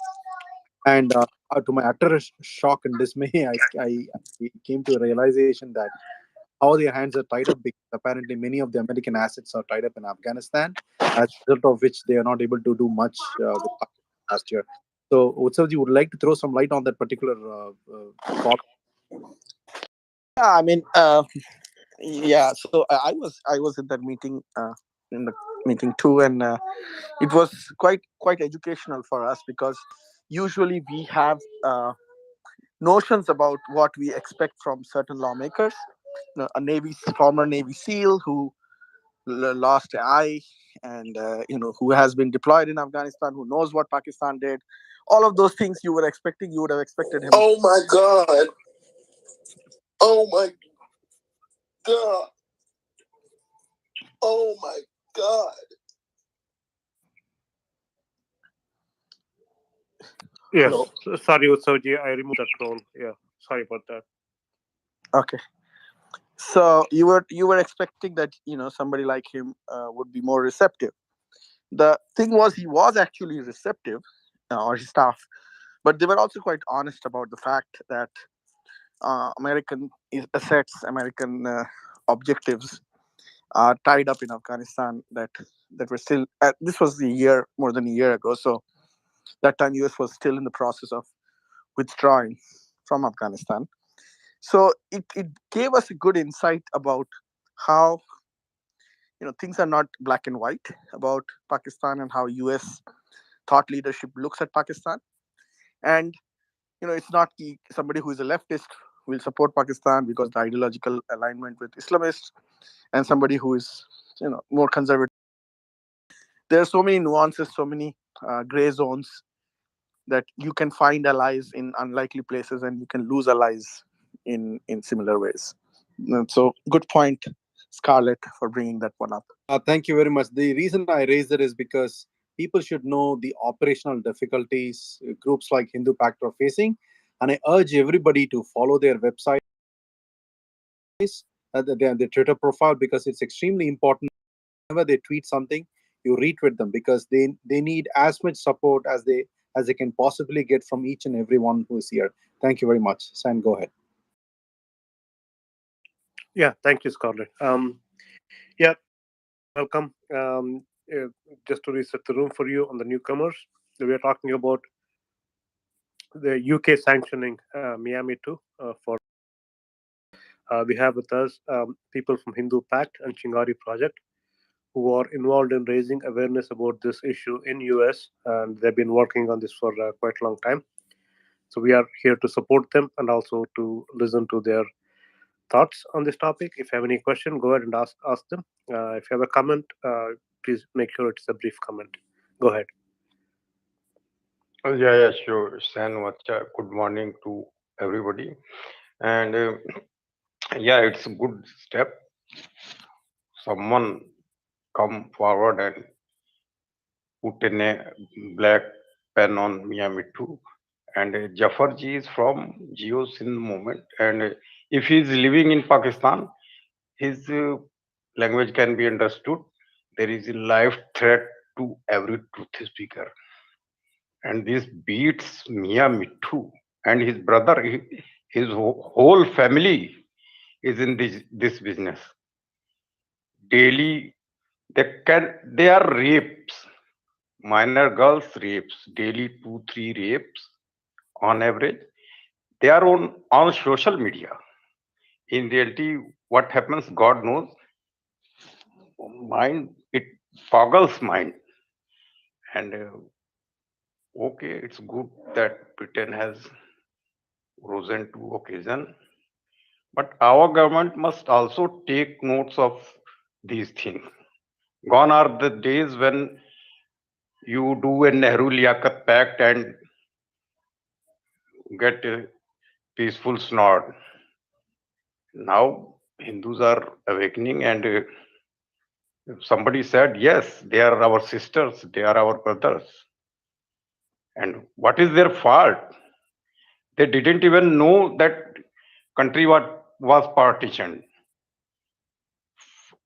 Cheer's friends were so busy in their celebrations that many people don't know that country was partitioned and what were boundary lines.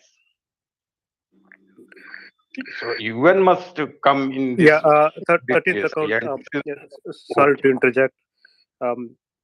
Utsav ji has to leave in like 5 to 7 minutes. I just want to make sure that people who have questions ask them first. I'll come to you. We want to listen to you. Seema ji, you haven't spoken. Yeah, please, if you have any question, go ahead, ma'am. Yeah, thank you. Good morning to all. If you don't mind, just I can continue in Hindi because there are many people just Yeah, who are we can comfortable continue here. in Hindi. Because they are comfortable to listen in Hindi. That is the main thing. Just I want to speak in Hindi. Yeah, Yeah, thanks a lot. yeah. If you Thanks have a a lot. question, yeah, go ahead and ask. If not, No, just I don't have any question. But if you yeah, want my yeah, statement, just I can, yeah, yeah. yeah. Sure, Thanks a lot. we want Thanks to a lot. listen to you, but hold on to your Okay, okay, thoughts. okay. I have a Thanks a lot. question for Utsav ji and the Okay, okay. Chingari project team. Um, I was looking to basically collate all the data of this whatever happening in Pakistan to the minorities, names, dates, places, the FIR copies, and all those things. I was looking for something which is already there, but I couldn't come across. I mean, there are a lot of information which is in unstructured format, in tweets and all those things, videos, photographs, victims' testimonies. I think these are very important for us to collect and put it into a form of database. I've started working on it, but I want to make sure that I'm not, repeating somebody else's effort. Utsavji, if you have some kind of access to this kind of raw data, if somebody is collating, please do let me know. Yes. I want to publish this in a dashboard format every week so that it gives complete transparency. How many of them are minors? I mean, how many of them are already married with children, and all those things. These kind of statistics are very important. If you want to present it to somebody, that's the way to present it, in my opinion. So I don't know if there is a raw data available in that format. Please enlighten us. So, as part of Hindu Pact Chingari team, our Chingari team had done collation of these names and photographs. Not necessarily all the FIRs, because in many cases FIRs are not even filed. But at least the names and photographs and whatever details could be found, we have at least the past 2 years of data. Some of them in one group, some of them in another group. So I can share those with you, and it would be fantastic if it can be actually put together properly in a database with every possible information in there. That's something that can really help. Yes, so yeah, I'm working on it. Yeah, I'm looking for the raw data. If you already have it, please do share We it do with have me. some. Yeah, I will be really grateful so that we can publish it in a proper format. Yeah, Yeah, we do please. have. Yeah, thank you I'll so be much. sharing it with you. Yeah, perfect. Thank you so much. Um, Anybody else has any questions for Utsavji and Team Chingari? If not, I have a quick question, yeah, Utsav before you leave. So I recall one of the two bills that were proposed. One included Pakistan, but the larger context of the bill was investigating the botched up withdrawal in Afghanistan. That came out in August 2021. But there was another bill which came out, which was tabled recently, with the main proponent being, I think, Mr. Scott Perry from Representative Scott Perry from Philadelphia, Pennsylvania, somewhere in Pennsylvania. Why is it? Is there a way we can reach out to the congressional candidate with the information on the updated information on Mian Mithu sanctioning, and then try to see if this will add weight to that particular bill? So the bill you were mentioning about the Afghan withdrawal, that was brought in the Senate, if I understand remember it correctly. That had support of 38 Republican senators. It didn't get support of any Democrats, so it was not going to pass because it was not bipartisan. Usually, a divided Senate has to have some Democrat support. So that was in 2021. That did include Pakistan, but that did not include the human rights angle of Mian Mithu and all. The Scott Perry one, it did not gather much support. Uh, I think the whole concept of reaching out to lawmakers with something that is as substantial as what UK Foreign Secretary has done makes a lot of sense. And trust me, there will be an effort made in that direction. I think it's not prudent on our part to discuss in detail why, who will do it, how it will be done, and how, you know, it's not. I don't know who is in this group and who all are listening. So probably makes more sense to not discuss the strategy. Yeah. But I'm I, pretty sure it's natural and it's obvious that there will be an effort made here in thank America. you. Thank you very much, Utsav. That was quite heartwarming to hear. Thank you. Yes.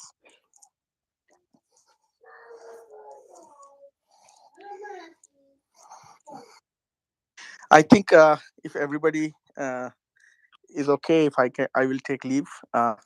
It's about 11:40 in East Coast, US. So I'm very honored that so many people came. This was my first. This was my first listening session and talking session on Twitter. So thank you so much. yeah. Thank you, Utsavji. Thanks for your presence and thanks for sharing your ¿Qué thoughts. pasó? I look forward to the data. We can touch base, offline. Yes. Yeah. Also, additionally, I would also like to thank you, Utsav for coming to us with such short notice. We will do our what little we can to make sure that Hindu Pact's efforts are known to as many diaspora Indians as possible, as well as people in India, and we'll try to organize more rooms to speak about this very, very important, relevant issue. Thank you. ¿Qué Thank you pasó? so much.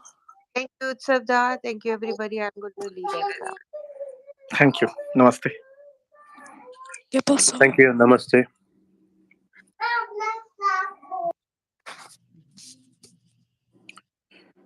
Yeah, Zafarji, if we can stay on, if possible, I think people may have some more questions for you. No problem. No problem. I am here. Yeah, thank you. Yeah, Seemaji, go ahead. You wanted to share your thoughts? Thanks a lot, Sandeep. No, it's surprising. Why was the world silent on all these things, just which were doing by these people in Pakistan? एक बहुत बड़ा question हो जाता है कि क्यों चुप थे। ये आज की बात तो नहीं है, जैसे अभी 13th अकाउंट जी ने भी बात की थी, जो नेहरू लियाकत पैक्ट था, लियाकत जी वहां से पाकिस्तान में की क्या धज्जियां उड़ा दी गई थी। आपको मैं इंसिडेंट जिसे हम लोग पढ़ते रहते हैं, तो एक इंसिडेंट पढ़ा था, ये तो 14-15 साल की बच्चियों की बात है कि उनके साथ जो किया जाता है फोर्सफुली उनको उनकी शादी करा दी जाती है वाक़ई में। और ये जो मियाँ मिट्ठू he is approximate 85 years old और जिस कदर इस बंदे ने आतंक मचाया हुआ था, कोई उसकी लिमिट ही नहीं। तो एक मैंने पढ़ा था कि there was a Christian family in Pakistan. उन लोगों को बाहर जाना था, तो वो पासपोर्ट के लिए बच्ची के लिए अप्लाई करने गया था और उसकी बेटी जो है she was only 5 years old. जब वो 5 इयर्स ओल्ड बच्ची के लिए जब बात हुई, तो जो वहाँ पासपोर्ट ऑफिस में लोग बैठे हुए थे, तो उन्होंने क्या किया कि उस बच्ची का नाम जो है वो मुस्लिम उसमें डाल दिया। मुस्लिम उसके आगे डाल दिया कि शी इज़ मुस्लिम। बंदे ने वही ऑब्जेक्शन किया कि when I am Christian, my wife is Christian, how can be my child is Muslim? तो इसको किया जाए। नहीं, नहीं, नहीं, उसको वो क्या बिल्कुल भी करने के लिए तैयार नहीं कि अब लिख दिया गया है, ये उसको चेंज नहीं होगा। उस बंदे का पीछा किया गया घर तक, वो किसी तरह से कहते उसकी बच्ची को वो लेने के लिए कि मुस्लिम करके वो अपने में लेने के लिए इन लोगों ने क्या हद मचाई हुई है। वो लेकर के गया तो वो बंदा किसी तरह से बहुत मुश्किलों से दुबई पहुँचा, वहाँ से उसने मतलब काफ़ी आगे का करा के भी मैं कैसे-कैसे आगे कहीं की सिटीज़नशिप लूँ, वो लंबी कहानी है। ये मैंने एक इंसिडेंट बताया, नॉट ओनली हिंदू गर्ल्स मतलब जो भी नॉन मुस्लिम है उनके साथ ये लोग करते हैं कि उनको फोर्सफुली कन्वर्ट करने के लिए इनकी मैरिजेस करा देते हैं छोटी-छोटी बच्चियों के। बिल्कुल 5-6 साल के बच्चों के भी एग्ज़ाम्पल्स सामने आए हुए हैं। तो ये मेरा कहना है कि जब इतना सब कुछ हो रहा है, तो वर्ल्ड को दिखाई नहीं देता जबकि भारत में इनको माइनॉरिटीज़ के नाम पर सब कुछ मिला हुआ है, स्पेशल फैसिलिटीज़ मिली हैं, जो ह्यूमन राइट्स वाले होते हैं, जबकि विक्टिम कार्ड खेलते हैं तो इनके फ़ेवर में आके खड़े हो जाते हैं। ये जो मियाँ मिट्ठू है, इसका एक और इंसिडेंट था कि सिंध में एक हिंदू जो पर्सन था उसका स्कूल था। अब उसको स्कूल हथियाना है, प्रॉपर्टीज़ उसको ग्रैब करनी है, कैसे वो करेगा?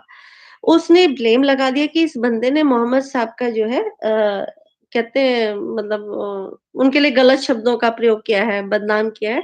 ये बहाना देकर के उसके स्कूल को हथिया लिया, उसके घरों में, आस-पास हिंदुओं के घरों में आग लगा दी। मेरा ये कहना है कि ये सब चीज़ें क्यों हुई? क्यों वर्ल्ड शांत रहा? क्यों? क्योंकि भारत कहीं न कहीं कमज़ोर रहता था, पीछे रहता था मजबूत स्थिति में होने के बावजूद क्योंकि उनका पक्ष मजबूत होता था, लेकिन पता नहीं कहाँ क्या चीज़ होती थी, क्यों झुकता था। प्रॉब्लम यहाँ से आई कि जैसे ही जब देखा कि पूरा वर्ल्ड हमेशा इस्लाम की तरफ रहा है, उनको फ़ेवर करता है। जैसे ही ऋषि सुनक का आया कि जस्ट ही सेलिब्रेटेड दिवाली, तो अब ये चीज़ उनको आग लगाने के लिए बहुत थी कि इस तरह से अगर ब्रिटेन में दिवाली मनाई जाएगी या वॉशिंगटन डीसी में भी था कि आपने देखा था कि दिए जले थे, वो भी हुआ था, तो ये चीज़ें इन लोगों को नुकसान पहुँचाने के लिए इनफ है। अब ये सब चीज़ें जो हुई तो उनका ये कहना था कि Rishi Sunak he is a Pakistani, he is from Gujranwala. अब देखिए Pakistan was not an original country इसका तो डिवाइड होके ही पाकिस्तान बना, पहले भारत था और उसके जो पेरेंट्स हैं वो बहुत पहले से गए हैं ऋषि सुनक के, वो कहीं से भी है, वो ब्रिटेन के हैं। तो कहते हैं कि ऐसा कैसे कर सकता है? ये इनको मिर्चें लगी, इन इसको हुई बहुत ज़्यादा परेशानी। जब इसने ये सारी चीज़ें की हैं, तो तब ऋषि सुनक ने जो यह ब्रिटेन की तरफ से स्टेप उठाया गया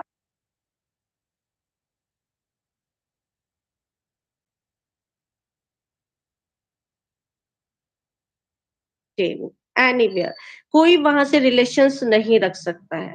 दूसरी बात ये आती है कि जो Pakistanis because most of the Pakistanis are in Britain Britain में बहुत ज्यादा संख्या में है तो पाकिस्तानी जो ब्रिटेन के सिटीजन्स भी हैं जिन्होंने सिटीजनशिप ले लिया वो इससे मतलब नहीं रख सकते ब्रिटेन से भी खाली पाकिस्तान को तो आपको पता है अमेरिका का बहुत लाडला रहा है ब्रिटेन ने भी इसको बहुत सपोर्ट किया है तो ब्रिटेन से जो फंडिंग इसको होती थी करोड़ों रुपए की तो वो फंडिंग इसकी रुक जाएगी और जब ये बात हुई है कि बदनामी वाली बात होती है, कहीं न कहीं कुछ ना कुछ कंट्रीज़ जो ब्रिटेन के इम्प्रेशन में रहेंगे, डेफिनिटली वो भी कदम पीछे हटाएँगी इसको हेल्प करने से।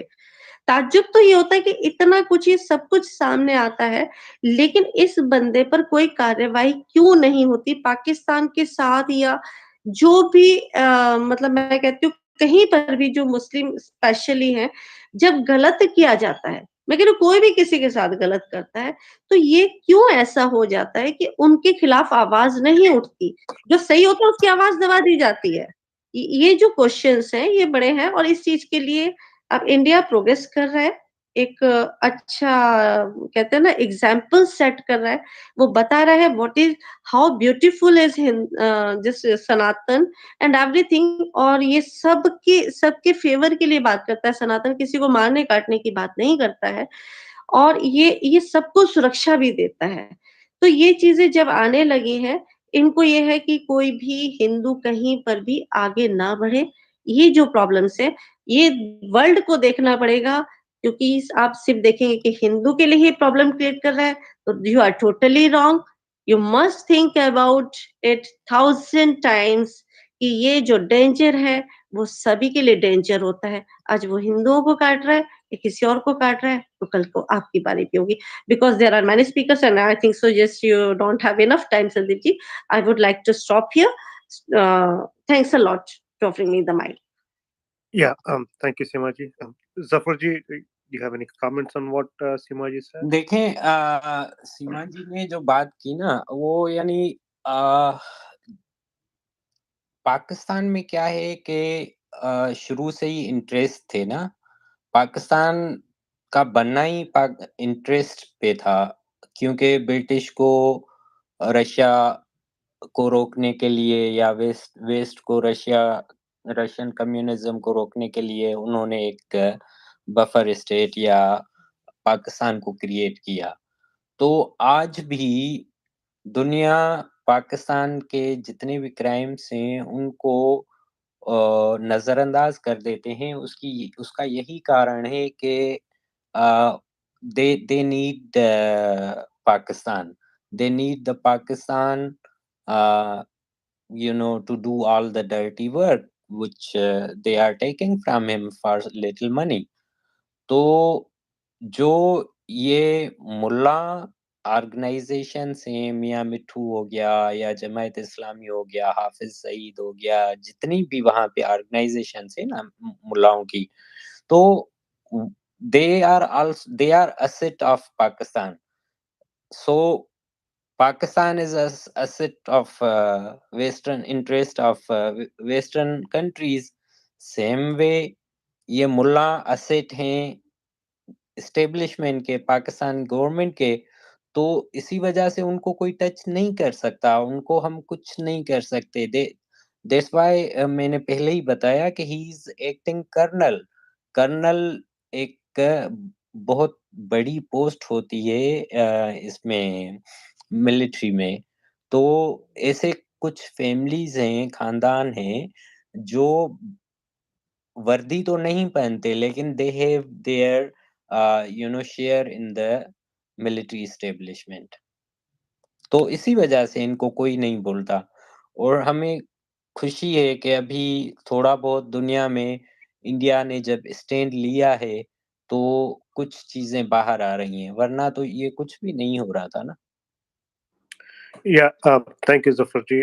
I have pinned a Twitter thread. You can see his Mian Mithu's photographs with Army General, hmm and he's also actively participating in army functions as well. He has a photograph with.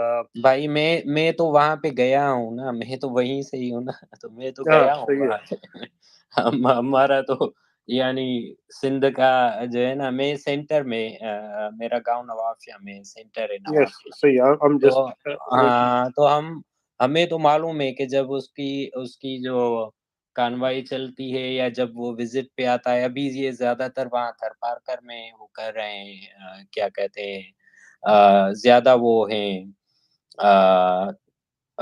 Focus कर रहे हैं थरपारकर में, जहाँ पे जो ज्यादा Hindus हैं ना, थरपारकर में जो गरीब हिंदूज हैं, वहाँ पे ये जाते हैं, लोगों को बोलते हैं भाई तुम अपने बच्चों को मदरसे में भेजो, हम उनको खाना भी देंगे, कपड़े भी देंगे, और 2 वक़्त का खाना और कपड़ा देके उनको मुसलमान बना रहे हैं। तो ये तो चल रहा है वहाँ पे। अभी बाकायदा एक जो है ना 5-10 साल से ये बड़ा प्रोजेक्ट एक चल रहा है वहाँ पे। yeah. Thank you, Zafarji. Yeah, I mean, I was just telling this to people in the audience who may not know hmm, this. This guy is not an ordinary guy. No, no, no, no, he is not. ये है अच्छा, पीर पागारो है जैसे, या वो सरहंदी है जैसे, कराची में कराची में इनकी जो जमात वालों की जो मदरसा है, मास्क है, सबसे बड़ा जो इज्तिमागाह है, वहाँ पे ये सब काम होता है। तो ऐसे नहीं है कि यानी अ, ये कोई एक एक जगह है, इनके बाकायदा एक जो है ना ठिकाने बने हुए हैं, और उनकी जो सिक्योरिटी है वो पूरी तालिबान सँभालते हैं। Yeah, thank you. Yeah, Sony, go ahead, my friend. If you have any question, go ahead and ask. If you have a statement, make sure it's a brief statement. Yeah, go ahead. Everybody is good morning. और मैं पहले अपना परिचय दे देता हूँ, यहाँ बहुत सारे अनजान लोग भी हैं।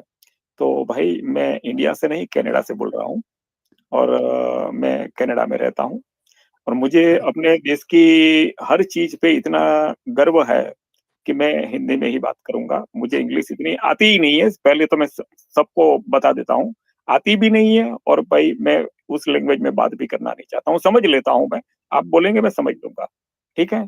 तो बात ये है मेरी। Yeah, Sony ji, we welcome you to speak in Hindi also, but just be cognizant. Not everybody who speaks English doesn't mean that they are not proud of their country. Yeah, and a lot of us are from the south. We Yeah, don't know I Hindi very understand, well. but Yeah, I I take have your point. Just don't make it issue of pride no, versus no, no, not no, no, speaking no, no, no. Hindi. I Just don't, I don't make it any issue. yeah, And just go ahead, make your और point, sir.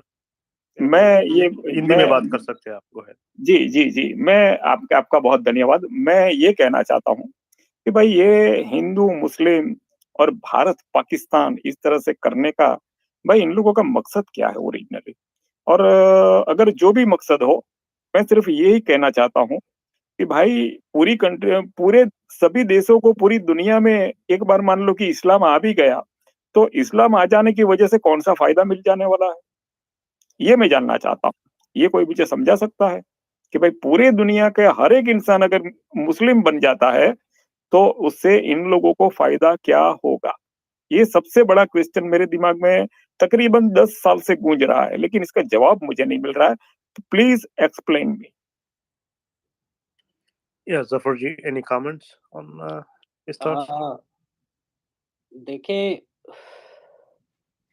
जो इनकी आवाज़ cut रही थी, मैंने actually जो question था वो नहीं समझा सही कि क्या क्या इनका क्वेश्चन था?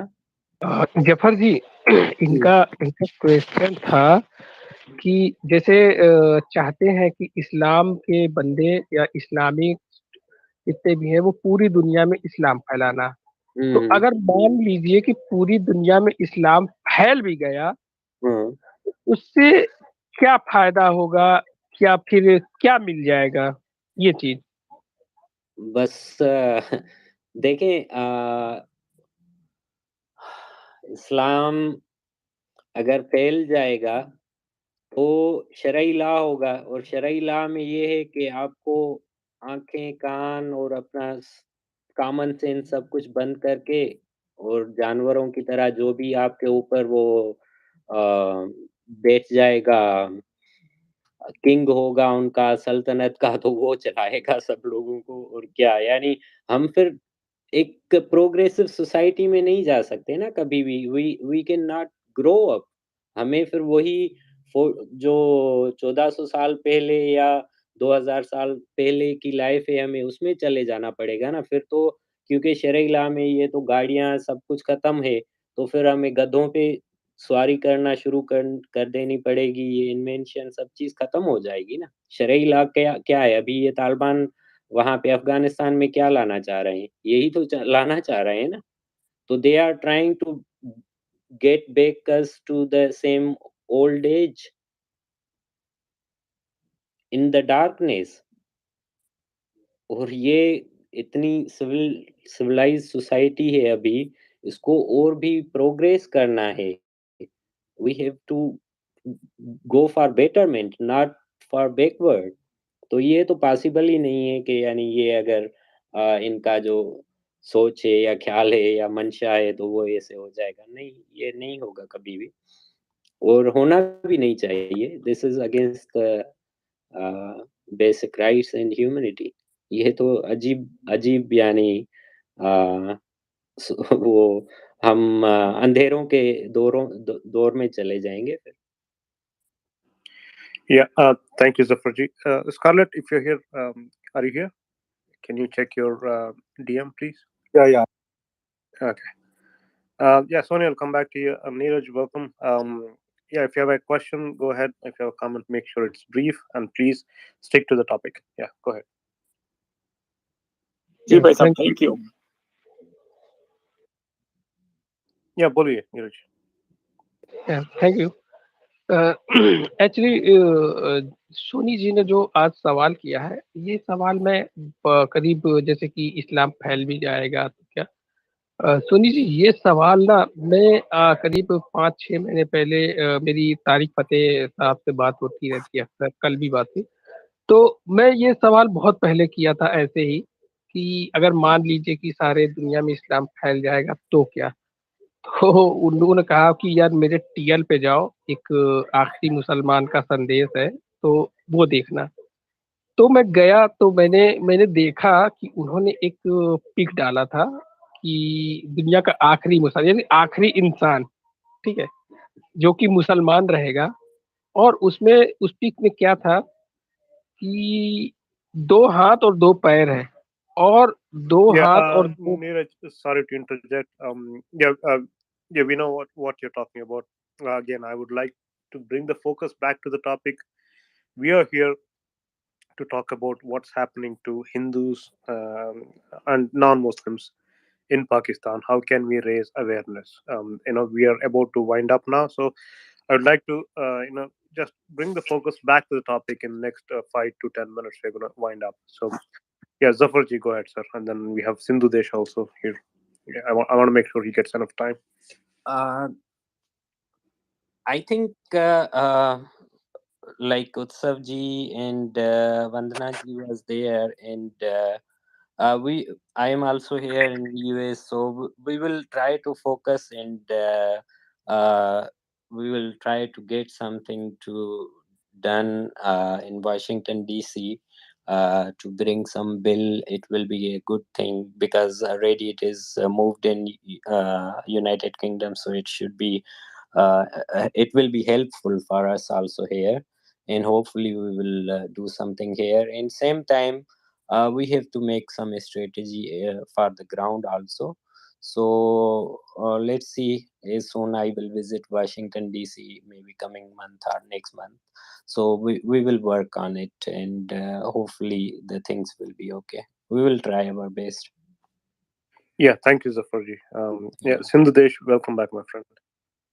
Go ahead. Am I audible this time? Last time there was some network issue, so Yeah, we can hear you now. Go ahead, sir. okay. See, as I was saying, it's good that we have sanctioned this particular gentleman, but he represents an institution. He is peer of Bachchundi Shrine in Kotki. Similarly, there's another institute which is called Sarhandi. There's another Mr. Ayub Jan Sarhandi. He's also peer of Sarhand. He's from Samaro Tehsil of Umarkot district. There are many like this. So if an individual is getting sanctioned, so up to that individual restrictions will be there, and which is a welcomed step. This particular man, Mian Mithu, sometimes back, some emotional youth of Sindh, they got agitated and they actually attacked him. So thereafter, his activities are kind of diluted but not eliminated completely. But others are very active. This Ayub Jan Sarandi, he is one of the most cruel person. He is on record on a. He was giving an interview to a TV channel. I believe it was a French TV, and he was very proudly boasting that age of a Hindu girl does not matter when it comes to raping them or converting them or marrying them off. According to this Ayub Jan, a 6 month old girl is also eligible for conversion. So we have to target these institutions like this dargah which run for this conversion purpose.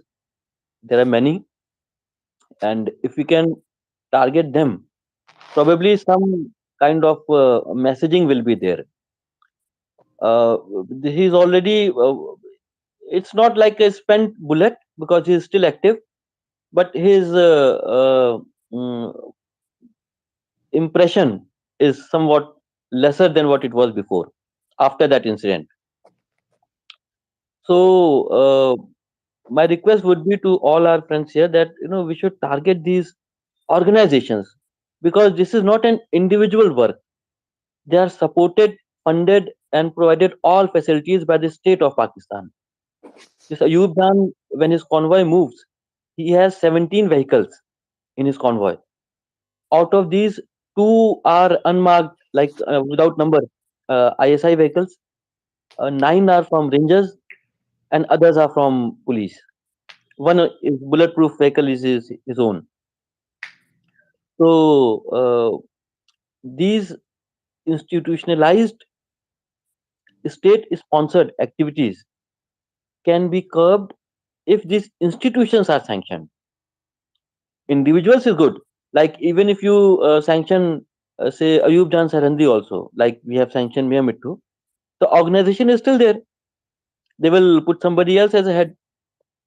So these organizations should also be highlighted that this is not an work of only an individual. This is work of a setup, and that setup has to be dismantled. And to achieve that, a large overall awareness has to be increased, and this has to be debated in parliamentary setup, like in UK or in India or some more advanced countries, others. If these discussions take place, like these are institutions who are committing gross human rights violation, these are institutions who are committing a systematic genocide of a native population, probably then we will be able to be more effective. This is good that at least something has happened. I mean, it is good that something has happened, but more is required, a lot more Yeah, rather. yeah. So we Thank you, should Sindhu. focus. I mean, we totally agree with you. This is the first step. Even though it might sound like a very trivial one, but it's a significant step because government has recognized these activities of this individual. It's a step in the right direction, but yeah, we still have to do a lot of things. Do you have the a clip of that interview of the cleric to French TV or any Yes, reports? yes, Can you share? I have posted it. He very proudly boasts that he converts at least 1,000 Hindu families every year. Yeah, yeah, This is data. yeah. Can you back I have channel me posted that it. Of course, yes, clip? definitely. Yeah, Yeah. thank you. Yes, Scarlett, go ahead, my friend. Yeah. So I just want, since we are about to wind up, I just want to reiterate a few things. Number one, this is a step in the right direction, and it's a huge thing, because for the last so many years we have been running rooms and having Twitter spaces where we have been talking about Miyamoto. I mean, ad nauseum repeating his name and what can be done. This is a huge step, and hopefully, this is the opening that is required to pry open the door and expose the rest of the institutions, as Indudesh correctly pointed out. And I think this will have a cascade effect, because I don't think the US lawmakers will be sitting back idly and watching this while their UK counterparts have taken an act, because it's like a slap on the wrist for them. It's like, oh, you know what? They are doing better than us in recognizing such a major human rights violation in the third world. I think if we all approach it from that perspective, we'll also be able to bring more change. That said, I think it is extremely important for people here who have been listening here, as well as Clubhouse, to make an effort in whatever capacity that is at their disposal to follow the Chingari project, the Hindu Pact Twitter, as well as their website, and spread the word. That's the least we can do. And whenever Chingari project tweets out something, make sure that you retweet them, and tag your respective congressman if you're in the US, and if you're in India, tag the MEA. There's nothing wrong in it. And if you're interested, send me a message here on DM. I will send you a list of Twitter handles that you could tag with UNICEF. There is a website for empowerment of girls, because all these groups should know about these. right? Because these are the guys who make a big noise about empowering women and girl children and all that stuff, and they should know about what is happening right at this moment, even as they proclaim themselves to be saviors of the children. Yeah, those are my final points, Sandeep. Yeah, thank you, Scarlett. I think it's midnight where I am. Tomorrow we have a working day. We need to wind up. Zafarji and Sindhudesh, any last thoughts, last comment? Go ahead, sir. No, that's Uh, enough. Thank you. This is how you would that. Yes. yeah, I think the UK team already they said that this is not only just against the Mian Mithu, but it is also against his organization. So that's a good thing, and uh, I I will also make sure here in US when we will try to bring this bill or we will try to go after these culprits, we will make sure that it should be for not only just Miyamitu but Sarandi and the other Jamaat office also, because they have also a stronghold in Karachi also. So we will work on these all things together. Yeah, yeah. Thank you, Zafarji. Thanks for Thank your you, time. thank you very Yeah, much. thank you, Sindhudesh. Thank you, everyone, for coming to our space and listening to it. And thanks for sharing our tweet. If you Thank you. can, yeah, go ahead and take a look at the pinned tweet. I have posted relevant information to this room and also news reports where you could see the complicity of Miyamitu and how he is connected to Pakistani army and all those things. I see Meghaji here. Meghaji, would you like to come up and make any last statements? I'm gonna invite you if you want. Please come up and share your last thoughts if you can. If not, we're gonna wind up the room. Yeah, I guess she's busy. Scarlett, any last thoughts? Yeah, I think I've said what I wanted to say, and that's it. I thank you. I thank each and everyone who took the time to be here with us. Appreciate your support, and we hope that this support continues in the future as well. Thank you. Thank you. Yeah, Meghaji is here. Thanks, Meghaji, for coming up again. Go ahead, No, ma'am. You were last. so much. No, I think it's been a remarkable space. So much progress is being made. I'm so pleased because we've been working so hard in the UK for so many years. It looks like it's new, but we're working so hard, and now people are joining us. It's become a solidarity movement. So Sandeep ji, thank you so much for really taking this conversation forward. I'm so grateful. That's all I wanted to say. It feels really good that years of work, not I mean me hardly, but other people, it just there's a validation here, um, that our work has not gone to waste. So thank you so much, all of you. Yeah, thank you, Meghaji. I mean, I know you do a lot of work on ground. Thank you so much for what you do on ground as well as supporting on this virtual spaces. Thank you so much. With that, I think we can conclude. Thank you, everyone. Hope to see you again in future also. Like I mentioned before, this has been broadcasted live on YouTube as well. So I'm gonna post that link on my TL later. If somebody has missed this space and interested in listening to it, you can basically forward them that link if they're not on Twitter Space. With that, I'm gonna end this room. Thank you, everyone. Have a good night, good day, wherever you are. Hope to see you again in our next space. Thank you.